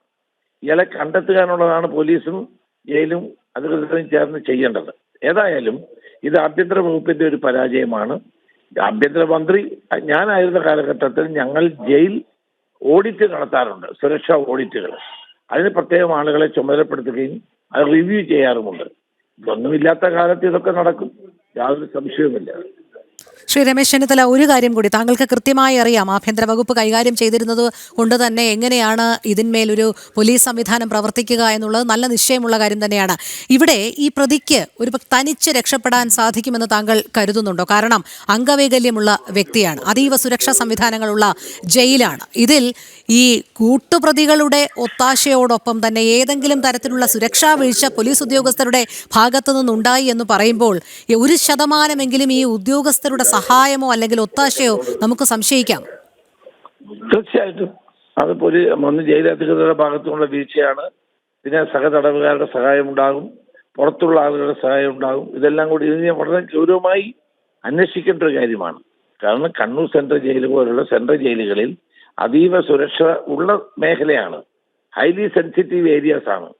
ഇവിടെ ഇത് നടന്നു എന്ന് പറയുമ്പോൾ അത് ഗൗരവമായ കാര്യമാണ്. കണ്ണൂർ ജയിലിനെ പറ്റി പലപ്പോഴും ആളുകളുടെ പരാതി ഉണ്ടാകാറുണ്ട്. അപ്പം ശ്രദ്ധിക്കേണ്ടതായിരുന്നു. ഏതായാലും ഇപ്പോൾ നമ്മൾ പ്രാധാന്യം കൊടുക്കേണ്ട ഇയാളെ പിടിക്കുക എന്നുള്ളതിലാണ്. അത് കേരള പോലീസ് വിചാരിച്ചാൽ പറ്റും. അതിന് ജാഗ്രതയോടെ അവർ പ്രവർത്തിക്കണമെന്നാണ് എനിക്ക് പറയാനുള്ളത്. അതെ, വളരെ നന്ദി ശ്രീ രമേശ് ചെന്നിത്തല നമ്മളോട് ഈ വിഷയത്തിൽ പ്രതികരിച്ചതിന്. സൗമ്യ വധക്കേസ് പ്രതി ഗോവിന്ദച്ചാമി എന്ന Charlie Thomas Kannur central jail ചാടിയിരിക്കുന്നു. ഏറ്റവും ഗുരുതരമായ അനാസ്ഥ തന്നെയാണ് അധികൃതരുടെ ഭാഗത്തു നിന്നും ഉണ്ടായിരിക്കുന്നത്. മിഥുനിലേക്ക് പോകുന്നു. മിഥുൻ, നിലവിൽ ഇത്രയും മണിക്കൂറുകൾ പിന്നിടുമ്പോൾ ഇയാൾ രക്ഷപ്പെട്ടത് എങ്ങനെ എന്നുള്ളതിന്റെ ഒരു അനുമാനത്തിലേക്ക് എത്താൻ പോലീസ് ഉദ്യോഗസ്ഥർക്ക് കഴിയുന്നുണ്ടോ? കാരണം വിവിധ തരത്തിലുള്ള അഭ്യൂഹങ്ങൾ പരക്കുന്നുണ്ട്. അതുകൊണ്ട് തന്നെ ഇവർക്കൊരു നിരീക്ഷണ സംവിധാനങ്ങൾ ഒരു ഭാഗത്ത് പുരോഗമിക്കുന്നതോടൊപ്പം തന്നെ എത്ര മണിക്ക് എങ്ങനെയൊക്കെയാണ് ഇയാൾ ഈ രക്ഷപ്പെടൽ തന്ത്രം ഉപയോഗിച്ചത് എന്ന് മനസ്സിലാക്കാൻ കഴിഞ്ഞിട്ടുണ്ടോ ഇപ്പോൾ പോലീസിന്? രോഹിണി, ഇന്ന് രാവിലെ 7:30 ഈ ഗോവിന്ദച്ചാമി എന്ന ചാർലി തോമസ് ജയിൽ ചാടിയെന്നൊരു ഔദ്യോഗിക സ്ഥിരീകരണം ജയിൽ അധികൃതരുടെ ഭാഗത്തു നിന്ന് ഉണ്ടായിരിക്കുന്നത്. അതിനുശേഷം ഈ വിവരം പോലീസിനെ അവർ അറിയിക്കുകയും ചെയ്തിട്ടുണ്ട്. അതായത് ഈ ജയിലിനോട് ചേർന്ന് ആകാശവാണിയുടെ കെട്ടിടം പ്രവർത്തിക്കുന്നുണ്ട്. അതായത് തുണികൾ കെട്ടി മതിൽ ചാടി ആകാശവാണിയുടെ കെട്ടിടം ചാടിക്കടന്നാണ് ഇയാൾ പോയതെന്നൊരു വിവരമാണ് ഇപ്പോൾ ലഭിച്ചിരിക്കുന്നത്. സംഭവവുമായി ബന്ധപ്പെട്ട് പരിശോധനയ്ക്ക് തന്നെയാണ് ഇപ്പോൾ പോലീസ് തയ്യാറെടുക്കുന്നത്. ഇതിന്റെ ഭാഗമായി ഈ കണ്ണൂർ ജയിലിനോട് ചേർന്ന ഒഴിഞ്ഞ കെട്ടിടങ്ങളിലൊക്കെ തന്നെ പോലീസ് പരിശോധന നടത്തുന്നുണ്ട്. മാത്രമല്ല, ഇയാൾ ട്രെയിൻ കയറി പോകാൻ സാധ്യതയുണ്ട് എന്ന സംശയത്തിന്റെ അടിസ്ഥാനത്തിൽ റെയിൽവേ സ്റ്റേഷനും അതുപോലെ ബസ് സ്റ്റാൻഡിലും ഒക്കെ തന്നെ പോലീസ് ഇപ്പോൾ പരിശോധന നടത്തി വരുന്നുണ്ട്. സംഭവവുമായി ബന്ധപ്പെട്ട് ഈ വിവരം ലഭിച്ച ഉടൻ തന്നെ ഞാൻ പറഞ്ഞതുകൊണ്ട് 7:20 ഈ ഒരു ഔദ്യോഗിക സ്ഥിരീകരണം ഇയാൾ ജയിൽ ചാടി എന്നൊരു വിവരം പുറത്തു വരുന്നത്. അതിന് തൊട്ട് പിന്നാലെ തന്നെ വിവരം പോലീസിൽ അറിയിക്കുന്നു. പോലീസ് ഇതുമായി ബന്ധപ്പെട്ട് തിരച്ചിലും ആരംഭിച്ചിട്ടുണ്ട്. ഇതിൽ എടുത്തു പറയേണ്ട ഒരു വസ്തുത എന്നാൽ കണ്ണൂർ സെൻട്രൽ ജയിൽ എന്ന് പറയുന്നത് വളരെ സുരക്ഷയുള്ള ജയിലാണ്. ആ ജയിലിന്റെ 10ാം ബ്ലോക്കിലാണ് ഗോവിന്ദച്ചാമി അടക്കം 3 തടവുകാർ ഒരേ സെല്ലിൽ കഴിഞ്ഞിരുന്നത്. 10ാം ബ്ലോക്ക് എന്ന് പറയുന്നത് കൊടും കുറ്റവാളികളും വളരെയേറെ ശ്രദ്ധ വേണ്ട ക്രിമിനലുകളടക്കം ആളുകളെ പാർപ്പിക്കുന്ന ഒരു ബ്ലോക്കാണ് 10ാം ബ്ലോക്ക്. ഈ 10ാം ബ്ലോക്കിലാണ് ഈ ഗോവിന്ദസ്വാമി കിടന്നിരുന്നത്. ഈ 10ാം ബ്ലോക്കിൽ നിന്നാണ് ഇയാൾ ഇത്തരത്തിലൊരു രക്ഷപ്പെടൽ നടത്തിയിരിക്കുന്നത്. അതുകൊണ്ട് തന്നെ പുറമേ നിന്ന് സഹായം ഇയാൾക്ക് കിട്ടിയിട്ടുണ്ടോ എന്നൊരു സംശയം തന്നെയാണ് ഇപ്പോൾ ഉയരുന്നത്. കാരണം എന്തെങ്കിലും തരത്തിലുള്ള പുറമേ നിന്നുള്ള സഹായം ഇല്ലാതെ ഇത്രയും ഉയരമുള്ള ഒരു ജയിലിന്റെ മതിൽ ഇയാൾക്ക് എങ്ങനെ ചാടിക്കടക്കാൻ കഴിയുമെന്നൊരു ചോദ്യം തന്നെയാണ് പ്രധാനമായും ഉയരുന്നത്. തുണികൾ കൂട്ടിക്കെട്ടി കണ്ണൂർ സെൻട്രൽ ജയിലിന്റെ മതിൽ ചാടി ആകാശവാണി കെട്ടിടത്തിന്റെ സൈഡിൽ കൂടി ഇയാൾ രക്ഷപ്പെട്ടു എന്നുള്ള തരത്തിലാണ് ഇപ്പോൾ വിവരങ്ങൾ പുറത്തു വരുന്നത്. മിഥുൻ, അവിശ്വസനീയമായ കാര്യമാണ്. കാരണം ഇത്തരത്തിൽ തുണികൾ കൂട്ടിക്കെട്ടി ഈ മതിൽ ചാടിക്കടക്കാൻ ഉപയോഗിച്ചു എന്ന് പറയുമ്പോൾ ഇതൊക്കെ എങ്ങനെ ഇയാൾ സംഭരിച്ചു? അല്ലെങ്കിൽ തന്നെ ഈ പ്രവർത്തികൾ ചെയ്യുമ്പോൾ സഹതടവുകാരുടെ ശ്രദ്ധയിൽപ്പെടാനുള്ള സാന്നിധ്യമുണ്ട്. അതുമാത്രമല്ല, ഈ സെല്ലിൽ നിന്ന് പുറത്തു കടന്നാൽ മാത്രമല്ലേ മിഥുൻ ജയിൽ മതിൽ ചാടിക്കടക്കാൻ കഴിയുള്ളൂ. അപ്പോൾ ഈ സെല്ല് എന്ന് പറയുന്നത്, അതായത് കൃത്യമായി അഴികൾ മുറിച്ചു മാറ്റി എന്നും അഴികൾ വളച്ചു നീക്കി അതിൽ നിന്ന് രക്ഷപ്പെട്ടു എന്ന് പറയുമ്പോൾ അതെങ്ങനെ സാധ്യമാകുന്നു എന്നുള്ളത് അങ്ങേയറ്റം അതിശയിപ്പിക്കുന്ന ഒരു വസ്തുതയാണ്. തീർച്ചയായും അത് തന്നെയാണ് ഒരു സംശയം ഉയർത്തുന്ന പ്രധാനപ്പെട്ട കാര്യം. ഇയാൾ എങ്ങനെ രക്ഷപ്പെട്ടു, എന്തെങ്കിലും പുറമേ നിന്നുള്ള സഹായങ്ങൾ ഇയാൾക്ക് കിട്ടിയിട്ടുണ്ടോ എന്നൊരു സംശയം ഇപ്പോൾ നിലനിൽക്കുന്നുണ്ട്. അല്ലാതെ ഇത്തരത്തിൽ ഒരു കൈക്ക് ഉള്ള ഒരു വ്യക്തി എങ്ങനെയാണ് ഈ ജയിൽ ചാടിക്കടന്ന് പോകാൻ സാധിക്കുന്നത് തന്നെയാണ് ഉയർന്നു വരുന്നത്. സംഭവവുമായി ബന്ധപ്പെട്ടിപ്പോൾ പരിശോധനകൾ ആരംഭിച്ചു കഴിഞ്ഞു. റേഞ്ച് IG-മാരുടെ നേതൃത്വത്തിൽ പരിശോധനകൾ ആരംഭിച്ചിട്ടുണ്ട് എന്ന് തന്നെയാണ് മനസ്സിലാക്കാൻ വേണ്ടി സാധിക്കുന്നത്. ഉടൻ തന്നെ ഇയാളെ എത്രയും പെട്ടെന്ന് ഇയാളെ കണ്ടെത്തുക എന്നൊരു ലക്ഷ്യത്തിൽ തന്നെയാണ് ഇപ്പോൾ അധികൃതർ മുന്നോട്ട് പോകുന്നത്. ഇതിന്റെ ഭാഗമായിട്ടാണ് ഈ ഒരു പരിശോധന ഇപ്പോൾ നടത്തി വരുന്നത്. സെല്ലിന്റെ കമ്പി മുറിച്ച് ഇയാൾ പുറത്തു കടന്നു എന്നൊരു വിവരമാണ് ഏറ്റവും ഒടുവിൽ നമുക്ക് ലഭിക്കുന്നത്. കാരണം ഇയാളോടൊപ്പം 10ാം ബ്ലോക്കിൽ ഇത്തരത്തിൽ കൊടും കുറ്റവാളികളടക്കം കഴിയുന്ന ജയിലാണ്. അവിടെ നിന്ന് ഈ പുലർച്ചെ 1:30 ഇയാൾ ജയിൽ ചാടിയെന്നൊരു വിവരമാണ് ലഭിക്കുന്നത്. അതായത് പുലർച്ചെ 1:30 ജയിലിന്റെ സെല്ലിന്റെ കമ്പി മുറിച്ച് അതിൽ നിന്ന് പുറത്തു കടന്ന് ഈ തുണികൾ കൂട്ടിക്കെട്ടി കണ്ണൂർ സെൻട്രൽ ജയിലിനെ മതിൽ കടന്നു എന്നാണ് മനസ്സിലാക്കാൻ വേണ്ടി സാധിക്കുന്നത്. ഏതായാലും സംഭവവുമായി ബന്ധപ്പെട്ട് വലിയ വ്യാപകമായ തിരച്ചിലിന് തന്നെയാണ് ഇപ്പോൾ പോലീസ് തയ്യാറെടുക്കുന്നത്. ഇതിന്റെ ഭാഗമായി തന്നെയാണ് ഇപ്പോൾ വലിയ പരിശോധനയും മറ്റു കാര്യങ്ങളിലേക്കും ഇവർ കടക്കുന്നത്. പോലീസിന്റെ ഉന്നത വൃത്തങ്ങളടക്കം ഇവിടെ എത്തി ഈ പരിസരത്ത് മുഴുവൻ പരിശോധന നടത്തുന്നുണ്ട്.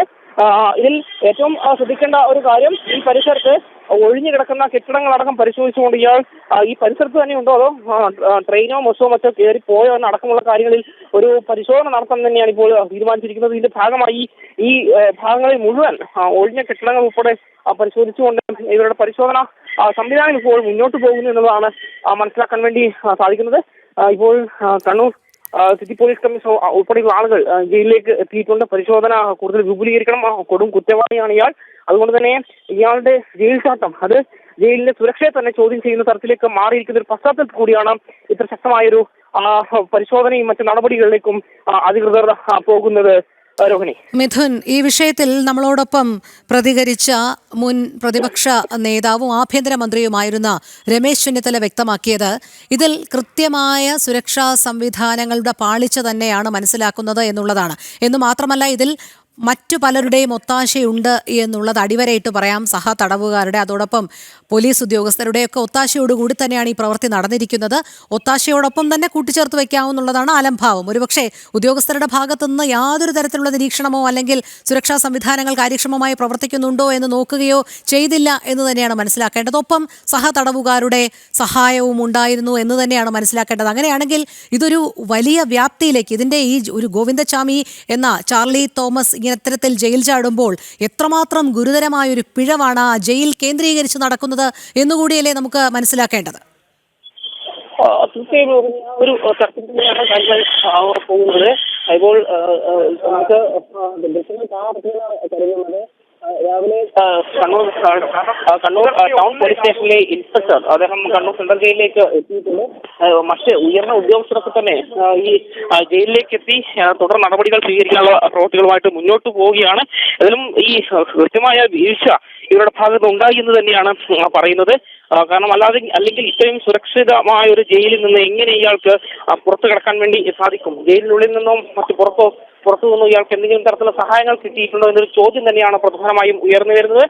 കാരണം ഒരു കൈക്ക് സ്വാധീനമില്ലാത്ത ഒരാൾ എങ്ങനെ ഇത്രയും സുരക്ഷയുള്ള ഒരു ജയിലിൽ നിന്ന് തുണികൾ കൂട്ടിക്കെട്ടി മതിൽ ചാടി പുറത്തു കിടക്കാൻ സാധിക്കുമെന്നൊരു ചോദ്യം തന്നെയാണ് പ്രധാനമായും ഉയർന്നു വരുന്നത്. ഇന്നലെ സംഭവവുമായി ബന്ധപ്പെട്ട് ഉന്നത പോലീസ് വൃത്തങ്ങൾ അടക്കം ഇപ്പോൾ എത്തിയിട്ടുണ്ട്. കൃത്യമായ പരിശോധനയും നടപടികളുമായി അവർ മുന്നോട്ട് പോവുകയാണ് എന്നാണ് നമുക്ക് മനസ്സിലാക്കാൻ വേണ്ടി സാധിക്കുന്നത്. മിഥുൻ, ഇത് ജയിൽ ചാടി എന്നുള്ളത് അങ്ങേയറ്റം ഗുരുതരമായ പിഴവ്. അതിലുപരി മണിക്കൂറുകൾ പിന്നിട്ടിരിക്കുന്നു ഇത് മനസ്സിലാക്കാൻ പോലീസ് ഉദ്യോഗസ്ഥർക്ക് എന്നുള്ളതാണ് ഇതിന്റെ വ്യാപ്തി വർദ്ധിപ്പിക്കുന്നത്. കാരണം അർദ്ധരാത്രി ഏകദേശം 1:15 ഇയാൾ ജയിൽ ചാടിയത് എന്നുള്ള ഒരു പ്രാഥമിക നിഗമനത്തിലേക്ക് ഇപ്പോൾ ഉദ്യോഗസ്ഥർ എത്തിച്ചേർന്നിട്ടുണ്ട്. അങ്ങനെയാണെങ്കിൽ ഇത് മനസ്സിലാക്കിയത് രാവിലെ 7 മണിയോടുകൂടി മാത്രമാണ്. അപ്പോഴേക്കും വളരെ നിർണായകമായ ആ മണിക്കൂറുകൾ പിന്നിട്ട് കഴിഞ്ഞു. അയാൾക്ക് അതിർത്തി കടക്കുവാനുള്ള ഒരു സംവിധാനത്തിലേക്ക് വരെ കാര്യങ്ങൾ കൊണ്ടുചെന്ന് എത്തിക്കാൻ ഈ പിഴവ് കാരണമായി എന്ന് തന്നെയല്ലേ മനസ്സിലാക്കേണ്ടത്? ഇതിലും അത് തന്നെയാണ് മനസ്സിലാക്കാൻ വേണ്ടി സാധിക്കുന്നത്. കാരണം ഇത്രയും സുരക്ഷയുള്ള ഒരു ജയിൽ, ആ ജയിലിൽ നിന്ന് പുറത്തു കിടക്കുന്നു. ആ ദിവസം ജയിൽ ചാടിയ ഒരു പ്രതിയെക്കുറിച്ച് വിവരം പുറത്തു വരുന്നത് 7 മണിയോടുകൂടി. സ്വാഭാവികമായും 6 മണിക്കൂറോളം അല്ലെങ്കിൽ 5.5 മണിക്കൂറോളം പിന്നിട്ട് കഴിഞ്ഞിരിക്കുന്നു. ആ 5.5 മണിക്കൂർ തന്നെ ഈ വിവരങ്ങൾ അതെ, മിഥുനിലേക്ക് എത്താം. മിഥുൻ തുടരുക. ഇപ്പോൾ ഈ വിഷയത്തിൽ പ്രതികരിക്കുന്നതിനായി സാമൂഹ്യ പ്രവർത്തകയായ ശ്രീമതി ധന്യാരാമൻ നമ്മളോടൊപ്പം ചേരുന്നു. ശ്രീമതി ധന്യാരാമൻ, സൗമ്യ കൊലക്കേസ് പ്രതി ഗോവിന്ദചാമി എന്ന ചാർലി തോമസ് ആണ് കണ്ണൂർ സെൻട്രൽ ജയിൽ ചാടി രക്ഷപ്പെട്ടിരിക്കുന്നത്. മണിക്കൂറുകൾ പിന്നിട്ടിരിക്കുന്നു. പോലീസിന്റെ ഭാഗത്തു നിന്നുമുള്ള ഗുരുതര പിഴവ് എന്ന് തന്നെയല്ലേ പറയേണ്ടത്. എന്ന് മാത്രമല്ല, ഈ കൊടും ക്രിമിനൽ പൊതുസമൂഹത്തിൽ ഇറങ്ങി നടന്നാൽ എത്രമാത്രം ആപത്കരമാണ് എന്നുള്ള കാര്യം കോടതി തന്നെ നിരീക്ഷിച്ച വസ്തുതയാണ്. താങ്കൾ എങ്ങനെയാണ് ഈ ഞെട്ടിപ്പിക്കുന്ന വാർത്തയോട് പ്രതികരിക്കുന്നത്? അതെ, ഞാൻ ഇപ്പം ഇയാളെ കാണാതായിട്ട് ഇത്രയും സമയമായി വളരെ ഞെട്ടലോടെയാണ് ഞാനതിനെ കാണുന്നത്, ഈ വാർത്തേനെ. കാരണം ഏറ്റവും ക്രൂരമായിട്ടുള്ള ഒരു കുറ്റകൃത്യം ചെയ്ത ഒരാളാണ് അയാൾ. എങ്ങനെയാണ് ഈ കണ്ണൂർ സെൻട്രൽ ജയിലിൽ നിന്ന് ഇത്രയും സെക്യൂരിറ്റി ഉള്ളിടത്തുനിന്ന് രക്ഷപ്പെട്ടത് എന്ന് എനിക്ക് അത്ഭുതം തോന്നുകയാണ്. ഇത്രയും CCTV വിഷ്വൽസ് ഉണ്ട്, ഇത്രയും കാവലിന് ആൾക്കാരുണ്ട്, വലിയ കോട്ട പോലത്തെ മതിലുകളുണ്ട്. ഇവിടുന്ന് എങ്ങനെയാണ് ഇയാൾ രക്ഷപ്പെട്ടതെന്ന് അറിയാനാണ് എനിക്ക് ആകാംക്ഷ. അത് പിന്നെ എന്ത് വീഴ്ചയാണ്, ഏത് തരത്തിലുള്ള വീഴ്ചയാണ് ഇവിടെ ഉണ്ടായിട്ടുള്ളത്? ഇനി ആരെങ്കിലും മനഃപൂർവ്വം ചെയ്തതാണോ, അതല്ലാതെ ഇയാൾ സ്വമേധയെ ചാടിയതാണോ, ആരുടെയെങ്കിലും സഹായം കിട്ടുന്നുണ്ടോ? ഇതുപോലത്തെ ഒരു ക്രിമിനൽ പ്രതിക്ക് ആരുടെയെങ്കിലും സഹായം ഇല്ലാതെ ഇത്രയും വലിയൊരു മതിൽ ചാടി പോകാനൊക്കെ പറ്റുമോ എന്നുള്ളതാണ് എന്നെ അത്ഭുതപ്പെടുത്തുന്നത്. വളരെ പെട്ടെന്ന് ഇയാളെ കണ്ടെത്തേണ്ടതുണ്ട്. കാരണം സമൂഹത്തിന് വളരെ അപകടകരമായ രീതിയിലുള്ള ഇങ്ങനെയുള്ള കുറ്റവാളികളുടെ മനസ്സൊന്നും ഒരിക്കലും മാറത്തില്ല. അവരെത്ര ജയിലിൽ കിടന്നാലും ഇത്തരം കുറ്റവാളികളുടെ മനസ്സ് അത് സ്ട്രോങ്ങും പെർമനന്റുമായിട്ട് അതുപോലെ തന്നെ ആയിരിക്കും. അതുകൊണ്ട് തന്നെ വളരെയധികം സൂക്ഷിക്കേണ്ടതുണ്ട്. ഇപ്പൊ ഇയാൾ കയ്യിലൊന്നും പൈസയൊക്കെ ഇല്ലാതെയാണ് ഇറങ്ങുന്നതെങ്കിൽ അടുത്ത് കാണുന്ന ആൾക്കാരെ ആക്രമിക്കാനോ എല്ലാം സാധ്യതയുണ്ട്. നമ്മൾ അലേർട്ടായിരിക്കുക എന്നുള്ളതാണ്. എത്രയും പെട്ടെന്ന് പോലീസിന് ഇവരെ കണ്ടെത്താൻ സാധിക്കട്ടെ എന്നാണ് ഞാൻ ഈ ഒരു അവസരത്തിൽ പറയുന്നത്. ശ്രീമതി ധന്യരാമൻ, താങ്കൾ കൃത്യമായി തന്നെ ഓർക്കുന്നുണ്ടാകും സൗമ്യ കൊലക്കേസ് എത്രമാത്രം നിഷ്ഠൂരമായിരുന്നു എന്നുള്ളത്. അതിനുശേഷം കൃത്യമായി തന്നെ കോടതി ഇയാൾക്ക് വധശിക്ഷ ഉറപ്പാക്കുന്നു, ഹൈക്കോടതി അത് ശരിവെക്കുന്നു. പക്ഷേ എന്തുകൊണ്ടോ നിർഭാഗ്യവശാൽ ചില തെളിവുകളുടെ അഭാവം, പ്രോസിക്യൂഷന് ചില കാര്യങ്ങൾ തെളിയിക്കാൻ കഴിയാത്തതിന്റെ പശ്ചാത്തലത്തിൽ സുപ്രീം കോടതിയിൽ വധശിക്ഷ എന്നുള്ളത് ജീവപര്യന്തമായി ഇളവ് ചെയ്ത് നൽകപ്പെടുന്ന ഒരു സാഹചര്യം. അന്നൊക്കെ തന്നെ പൊതുസമൂഹം അങ്ങേയറ്റം വൈകാരികമായി തന്നെയാണ് പ്രതികരിച്ചത്. കാരണം ഇയാളെ പോലെയുള്ള ഒരാളെ എന്തിനിങ്ങനെ ജയിലിനകത്ത് തീറ്റിപ്പോറ്റുന്നു എന്നതടക്കമുള്ള കാര്യങ്ങൾ വന്നതാണ്. കാരണം ഇയാൾ ജയിലിനുള്ളിൽ നിന്ന് കൃത്യസമയത്ത് ഭക്ഷണമൊക്കെ കഴിച്ച് ഇയാളുടെ ശരീരാകൃതിക്ക് തന്നെ മാറ്റം വന്നതൊക്കെ നമ്മൾ അന്ന് കണ്ടതാണ്. വലിയ വിവാദങ്ങൾക്ക് വഴിവെച്ചതുമാണ്. ഇത്തരത്തിൽ ഇങ്ങനെ ഒരു കൊടും ക്രിമിനലിനെ പൊതുസമൂഹത്തിന്റെ ചിലവിൽ എന്തിനിങ്ങനെ തീറ്റിപ്പോറ്റണം എന്നുള്ള അടക്കമുള്ള കാര്യങ്ങൾ.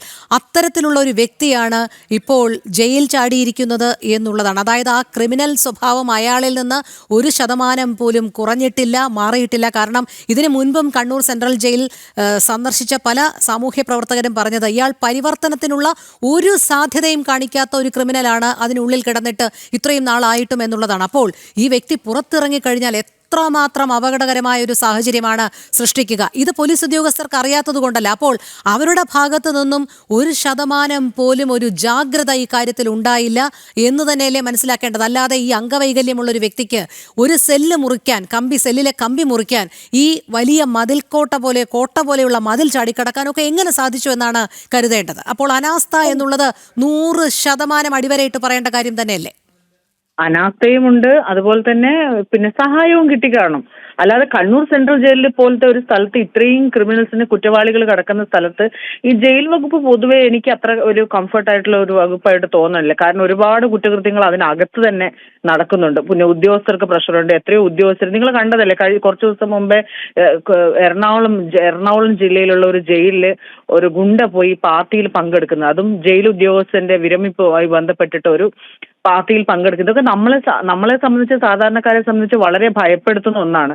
ഈ ഉദ്യോഗസ്ഥരും ക്രിമിനൽസും തമ്മിലുള്ള ആ ബന്ധത്തിൽ നിന്നാണ് വീണ്ടും വീണ്ടും കുറ്റകൃത്യങ്ങൾ ആവർത്തിക്കപ്പെടുന്നത്. ഇവർക്ക് ജയിലിലൊക്കെ എല്ലാ സൗകര്യവും കിട്ടുന്നുണ്ട്. അല്ലെങ്കിൽ നിങ്ങളൊന്ന് ഓർത്ത് നോക്കിയേ, ഷെറിനെ പോലെയുള്ള ഒരു കൊലപാതകി, അവൾ ഇതേപോലെ സെയിം ക്രിമിനൽ തന്നെയാണ്. അവർക്കൊന്നും അവരുടെ ആ മനസ്സിന് മാറ്റം വന്നില്ല. ഗോവിന്ദചാമിയെ പോലെ തന്നെയാണ് ഇവരൊക്കെ മനസ്സിന് മാറ്റം വരുന്നത്. പക്ഷെ ഇവർക്കൊക്കെ എന്ത് സുരക്ഷിതത്വം ജയിലിൽ കിട്ടിയെന്നറിയാമോ? ഷെറിനാണെങ്കിൽ ഇവിടുന്ന് ബാംഗ്ലൂരിൽ സീസൺ ടിക്കറ്റ് എടുത്ത് പോകുന്ന പോലെ എപ്പോഴും ബാംഗ്ലൂരിൽ തന്നെയായിരുന്നു. അപ്പൊ ഇതുപോലെ ഇവരെയൊക്കെ ഉപയോഗിക്കുന്ന ഉദ്യോഗസ്ഥരുണ്ട്. അപ്പൊ ജയിലിനകത്ത് അത്ര മാന്യമായിട്ടുള്ള കാര്യങ്ങളെല്ലാം നടത്തപ്പെടുന്നതെന്നറിയാം. പല രീതിയിലുള്ള കൊലപാതകികളുണ്ട്, കുറ്റകൃത്യങ്ങൾ നടത്തിയവരുണ്ട്. അപ്പൊ ഇവർക്കൊക്കെ കൃത്യമായിട്ടുള്ള സംരക്ഷണം അതിനകത്ത് ലഭിക്കുന്നുണ്ട്. അത് പണ്ടേ ഉള്ളതാണ്. ജയിലിൽ ഫോൺ ഉപയോഗിക്കുന്നു, ഫോൺ ഉപയോഗിച്ച് അവര് ഫേസ്ബുക്ക് പോസ്റ്റ് ഇടുന്നു, അവരവരുടെ പ്രസൻസും അതിനകത്ത് നല്ല അവർക്ക് ആഗ്രഹമുള്ള ഫുഡ് പുറത്തുനിന്ന് എത്തിച്ചു കൊടുക്കുന്നു, മയക്കുമരുന്ന് എത്തിച്ചു കൊടുക്കുന്നുണ്ട്, കഞ്ചാവും സിഗരറ്റും എല്ലാം എത്തിച്ചു കൊടുക്കുന്നുണ്ട്. അപ്പൊ ഈ ജയിലിലെ പ്രവർത്തനങ്ങൾ അത്ര ഒരു സുതാര്യത ഉള്ളതാണെന്ന് ഞാൻ വിശ്വസിക്കുന്നില്ല. അതുകൊണ്ട് കൃത്യമായിട്ട് ഇതിനകത്ത് പങ്കുണ്ട്. ആരുടെയും ഒരാളുടെ സഹായം ഇല്ലാതെ ഇതുപോലത്തെ ഒരു ക്രിമിനലിന് ചാടി വരാൻ പറ്റൂല. ഗോവിന്ദചാമിക്ക് ഇത് ഒരു ലോബിയുടെ അല്ലെങ്കിൽ ഒരു ക്രിമിനൽസിന്റെ ഒരു ഇങ്ങേ അറ്റം മാത്രമാണ്. ഇയാളെയൊക്കെ ഇത്രയും ആളൂരിനൊക്കെ ഇത്രയും പൈസ കൊടുത്ത് ഒരു കേസ് വാദിക്കാൻ പ്രാപ്തനായിട്ടുള്ള ആളാണ്. അപ്പൊ ഇയാളുടെയൊക്കെ ബിഹൈൻഡ് ആരൊക്കെയോ ഉണ്ട്. അപ്പൊ അത് ഇവരെ പ്രൊട്ടക്ട് അവരൊക്കെ വിചാരിച്ച ഇവന് സുഖമായിട്ട് ഏതെങ്കിലും ഉദ്യോഗസ്ഥനെ ഉപയോഗിച്ച് ജയിലിൽ ചാടാൻ പറ്റുന്നേ ഉള്ളൂ. ഞാൻ അങ്ങനെയൊക്കെയാണ് സംശയിക്കുന്നത്. കാരണം പണ്ടോട്ടേ ജയിൽ വകുപ്പിൽ ഇങ്ങനെയുള്ള കാര്യങ്ങളൊക്കെ നടന്നിട്ടുള്ളൂ. അയാൾ പ്രൊട്ടക്ട് ചെയ്യേണ്ടവരെ കൃത്യമായിട്ട് പൈസ ഉള്ളവരെയൊക്കെ പൈസ കൊണ്ടു കൊടുത്ത് അവരെ പ്രൊട്ടക്ട് ചെയ്യുന്ന ഞാൻ കേട്ടിട്ടുണ്ട്. അങ്ങനത്തെ കേട്ടതല്ല, എനിക്ക് കൃത്യമായിട്ട് അറിവുമുണ്ട്. അപ്പൊ അതുകൊണ്ട് തന്നെ ഇതിനകത്ത് സംശയിക്കേണ്ടതുണ്ട്.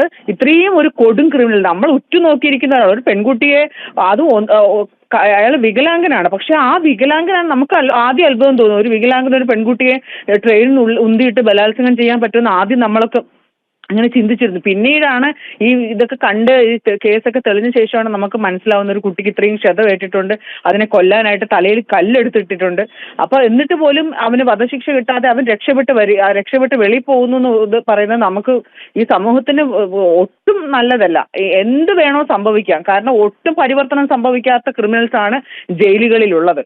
ഈ ജയിലുകളിലുള്ള ഒട്ടുമിക്ക ക്രിമിനൽസും വെളിയിൽ ഇറങ്ങിക്കഴിഞ്ഞ് വീണ്ടും വീണ്ടും കൊലപാതകം തന്നെ നടത്തുന്നവരാണ്. കോട്ടയം ജില്ലയിലൊക്കെ സമാനമായിട്ട് ഒരാൾ വെളിയിൽ ഇറങ്ങിയ ശേഷം അതിന്റെ പിറ്റേന്ന് തന്നെ വന്ന് ഭാര്യയുടെ സുഹൃത്തിനെ അപ്പം തന്നെ കൊന്നു. അപ്പൊ ഒരു സംശയത്തിന്റെ പേരിലാണ് കൊല്ലുന്നത്. പക്ഷേ അത് ഒരു രണ്ടാമതൊന്ന് ചിന്തിക്കാൻ ഉള്ള ഒരു മാനസികാവസ്ഥ പോലും ആ ജയിലിനകത്ത് അത്രയൊരു മാനസിക പക്വത പോലും അവർക്ക് ഉണ്ടാകുന്നില്ല. ഒരു പരിവർത്തനവും സംഭവിക്കുന്നില്ല. എന്തിനു വീണ്ടും കുറ്റകൃത്യം ചെയ്യണം എന്നുള്ളതിനെ കുറിച്ച് പോലും ആലോചിക്കുന്നില്ല.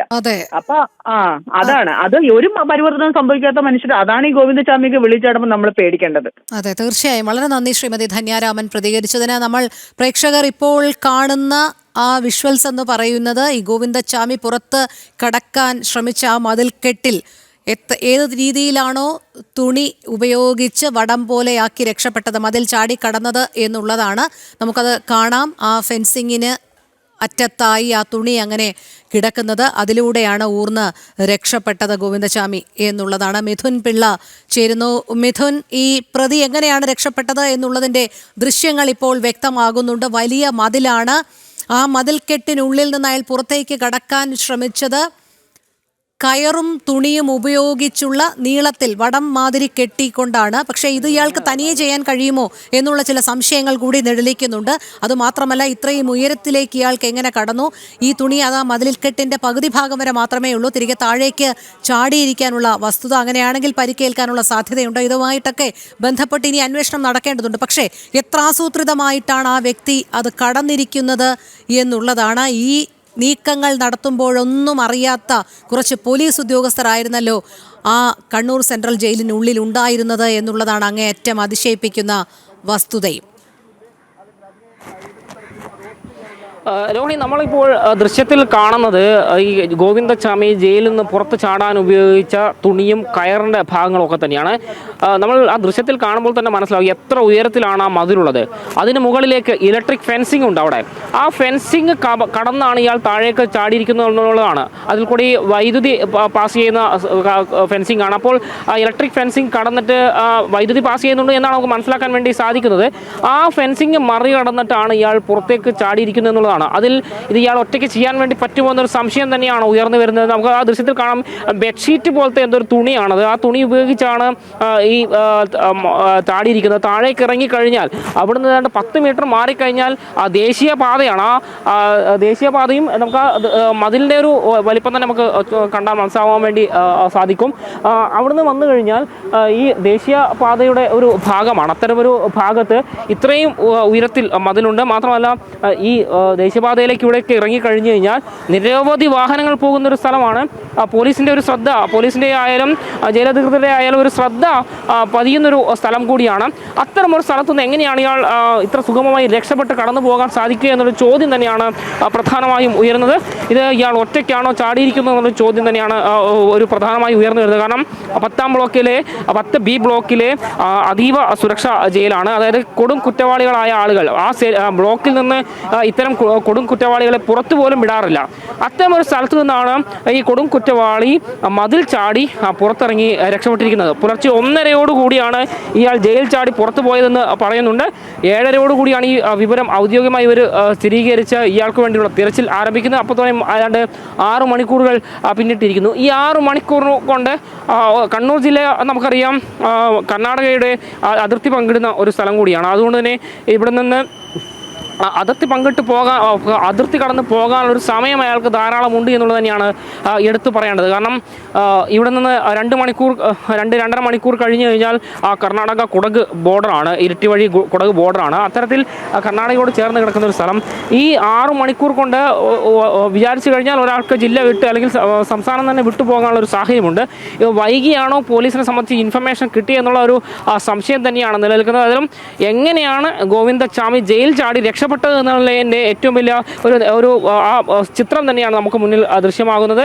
ചെറിയ കയർ കൊണ്ട് തുണിയിൽ കെട്ടി, ആ തുണി ഫെൻസിങ്ങിനോട് ചേർന്ന ഭാഗത്ത് കെട്ടി, ആ തുണിയിൽ കൂടിയാണ് അയാൾ ഈ ഇത്രയും 4 മീറ്റർ മുകളിൽ ഉയരമുള്ള 5 മീറ്റർ മുകളിൽ ഉയരമുള്ള ഈ ഒരു മതിൽ ചാടി കടന്നിരിക്കുന്നത് എന്നുള്ളതാണ്. സ്വാഭാവികമായും കൈക്ക് സ്വാധീനക്കുറവുള്ള ഒരാൾക്ക് ഒറ്റയ്ക്ക് ഇത്തരത്തിൽ ജയിൽ ചാടി കടന്നു പോകാൻ കഴിയുമോ എന്നൊരു ചോദ്യം തന്നെയാണ് ഉയർന്നത്. മാത്രമല്ല, ഇയാളോടൊപ്പം നമ്മൾ നേരത്തെ പറഞ്ഞ പോലെ തന്നെ അയാളോടൊപ്പം അതേ സെല്ലിൽ മറ്റ് 2 പ്രതികൾ കൂടി ഉണ്ടായിരുന്നു. ആ പ്രതികൾക്കും ഈ സംഭവവുമായി ബന്ധപ്പെട്ട് അറിയിപ്പുണ്ടായിരുന്നു, അല്ലെങ്കിൽ അവർ അറിഞ്ഞിരുന്നു എന്നൊരു സംശയം തന്നെയാണ് നിലനിൽക്കുന്നത്. ഏതായാലും സംഭവവുമായി ബന്ധപ്പെട്ട് തിരച്ചിൽ വ്യാപകമാക്കാൻ തന്നെയാണ് പോലീസിന്റെ തീരുമാനം. ഇതിന്റെ ഭാഗമായി നഗരത്തോട് ചേർന്ന് കിടക്കുന്ന ഭാഗങ്ങളിലൊക്കെ തന്നെ വലിയ തോതിലുള്ള പരിശോധനകൾ നടത്താൻ തന്നെയാണ് ഇപ്പോൾ പോലീസ് തീരുമാനിച്ചിരിക്കുന്നത്. റെയിൽവേ സ്റ്റേഷൻ, ബസ് സ്റ്റാൻഡ് തുടങ്ങി ഇയാൾ കടന്നു പോകാൻ സാധ്യതയുള്ള സ്ഥലങ്ങളിലൊക്കെ തന്നെ പരിശോധന ശക്തമാക്കാൻ തന്നെയാണ് ഇപ്പോൾ ഈ പോലീസിന്റെ തീരുമാനം. ഇതിന്റെ ഭാഗമായി റേഞ്ച് ഐജിമാർ ഉൾപ്പെടെ ഇവിടെ എത്തി ഈ പരിശോധനകൾക്ക് നേതൃത്വം നൽകുമെന്നാണ് ഏറ്റവും ഒടുവിൽ നമുക്ക് ലഭിക്കുന്ന വിവരം. രോഹിണി, അതുമാത്രമല്ല മിഥുന, ദൃശ്യങ്ങളിൽ നിന്ന് വ്യക്തമാകുന്നുണ്ട് കയറും തുണിയും ഉപയോഗിച്ചുകൊണ്ടാണ് ഇയാൾ ആ ഒരു നീളത്തിൽ വടം മാതിരി ഒരു തുണി കൊണ്ടുള്ള ഒരു വടം സൃഷ്ടിക്കുകയും അതിലൂടെ ഊർന്ന് ഇറങ്ങുകയും ചെയ്തു എന്നുള്ളത്. പക്ഷേ കൃത്യമായി അത് ആ ഫെൻസിങ്ങിൻ്റെ വശത്തുകൂടി തന്നെയാണ് കിടക്കുന്നത് എന്നുള്ളതാണ്. അതായത് നേരത്തെ മിഥുൻ പറഞ്ഞതനുസരിച്ചാണെങ്കിൽ രാത്രികാലങ്ങളിൽ ആ ഇലക്ട്രിക് ഫെൻസിങ് പ്രവർത്തിച്ചിരുന്നുവെങ്കിൽ ഒരാൾക്കും അത് ചാടിക്കടക്കാൻ സാധിക്കുകയില്ല. അപ്പോൾ അതെല്ലാം കൃത്യമായി മനസ്സിലാക്കിയിരിക്കുന്നു. അത് ഓഫായി അല്ലെങ്കിൽ നിശ്ചലമാണ് എന്നുള്ളത് മനസ്സിലാക്കിക്കൊണ്ട്, അല്ലെങ്കിൽ നിശ്ചലമാക്കാൻ വേണ്ടി ആ മണിക്കൂറിൽ ആരോ പരിശ്രമിച്ചു എന്നുള്ളത് മനസ്സിലാക്കേണ്ടിയിരിക്കുന്നു. ഇപ്പോൾ ഇതുമായിട്ടൊക്കെ ബന്ധപ്പെട്ട ഒരു വിശദമായ അന്വേഷണം തുടർന്നുണ്ടാകില്ലേ? കാരണം എങ്ങനെയാണ് ഈ ഇലക്ട്രിക് ഫെൻസിങ് അടക്കമുള്ളവ വൈദ്യുതി ഇല്ലാത്തൊരു സാഹചര്യത്തിലേക്ക് എത്തിയത്? എങ്ങനെയാണ് അംഗവൈകല്യമുള്ള ഒരു വ്യക്തിക്ക് ഇത്രയധികം ഉയരത്തിലേക്ക് കടന്ന് തിരിച്ച് ഈ തുണി ഉപയോഗിച്ച് ഇങ്ങനെ ഊർന്നിറങ്ങാൻ കഴിഞ്ഞത്? തുടർന്നങ്ങോട്ട് രക്ഷപ്പെട്ട് മണിക്കൂറുകൾ കഴിഞ്ഞിട്ടും അത് പോലീസിന്റെ ശ്രദ്ധയിൽപ്പെടാത്തത്? ഇതെല്ലാം അന്വേഷണ വിധേയമാകേണ്ട കാര്യം തന്നെയല്ലേ? ഒരു അടിയന്തര നടപടി എന്നോണം പോലീസ് ഉദ്യോഗസ്ഥർക്ക് അല്ലെങ്കിൽ ജയിൽ ഉദ്യോഗസ്ഥരോട് അധികൃതർ വിശദീകരണം തേടിയിട്ടുണ്ടോ? അതുമായി ബന്ധപ്പെട്ട് ഔദ്യോഗിക തലത്തിൽ എന്തെങ്കിലും അറിയാൻ കഴിയുന്നുണ്ടോ മിഥുൻ? കാരണം ഇതുവരെയായി നമ്മളോട്, മാധ്യമങ്ങളോടോ പൊതുസമൂഹത്തോടോ ഇതിന്മേലൊരു വിശദീകരണം നൽകാൻ ആരും തയ്യാറായിട്ടില്ലല്ലോ.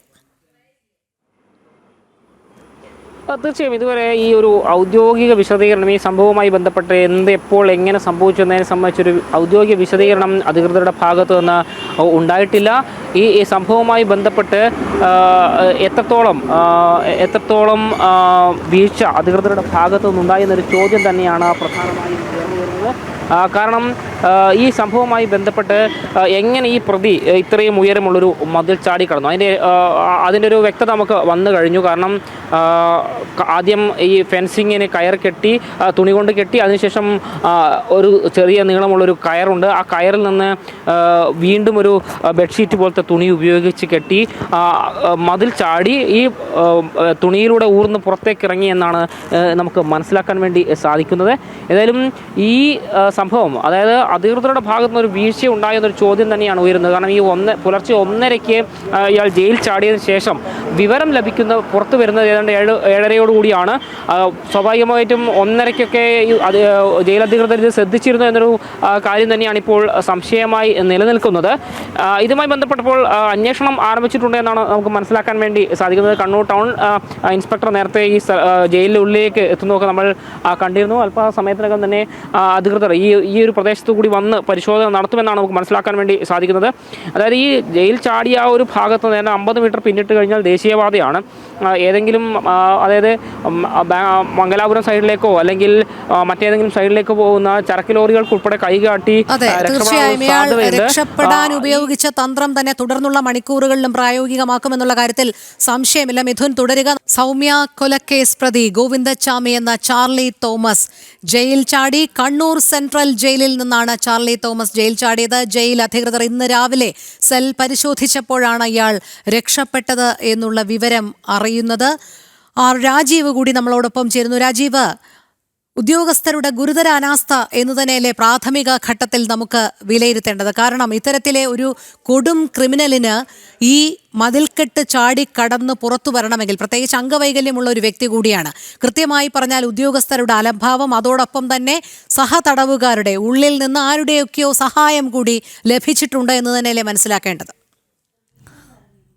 രോഹിണി, തീർച്ചയായും കേരളം കണ്ട ഏറ്റവും വലിയ കൊടും ക്രിമിനൽ എന്ന് തന്നെയാണ് ഗോവിന്ദചാമിയെ വിശേഷിപ്പിക്കാൻ കഴിയുക. അത്തരത്തിലുള്ള ഒരു കൊടും ക്രിമിനലാണ് കണ്ണൂരിലെ അതീവ സുരക്ഷയുണ്ടെന്ന് സംസ്ഥാന സർക്കാർ അവകാശപ്പെടുന്ന ജയിലിൽ നിന്ന് ചാടി രക്ഷപ്പെട്ടിരിക്കുന്നത്. അതും ഗോവിന്ദചാമി വികലാംഗനാണ്. ഈ ഒറ്റ കൈയുമായാണ് ഇത്രയും ഉയരമുള്ള മതിൽ കടന്നു കയറി അവിടെ നിന്ന് ചാടി രക്ഷപ്പെട്ടിരിക്കുന്നത് എന്നതും ഏറ്റവും ശ്രദ്ധേയമായ കാര്യമാണ്.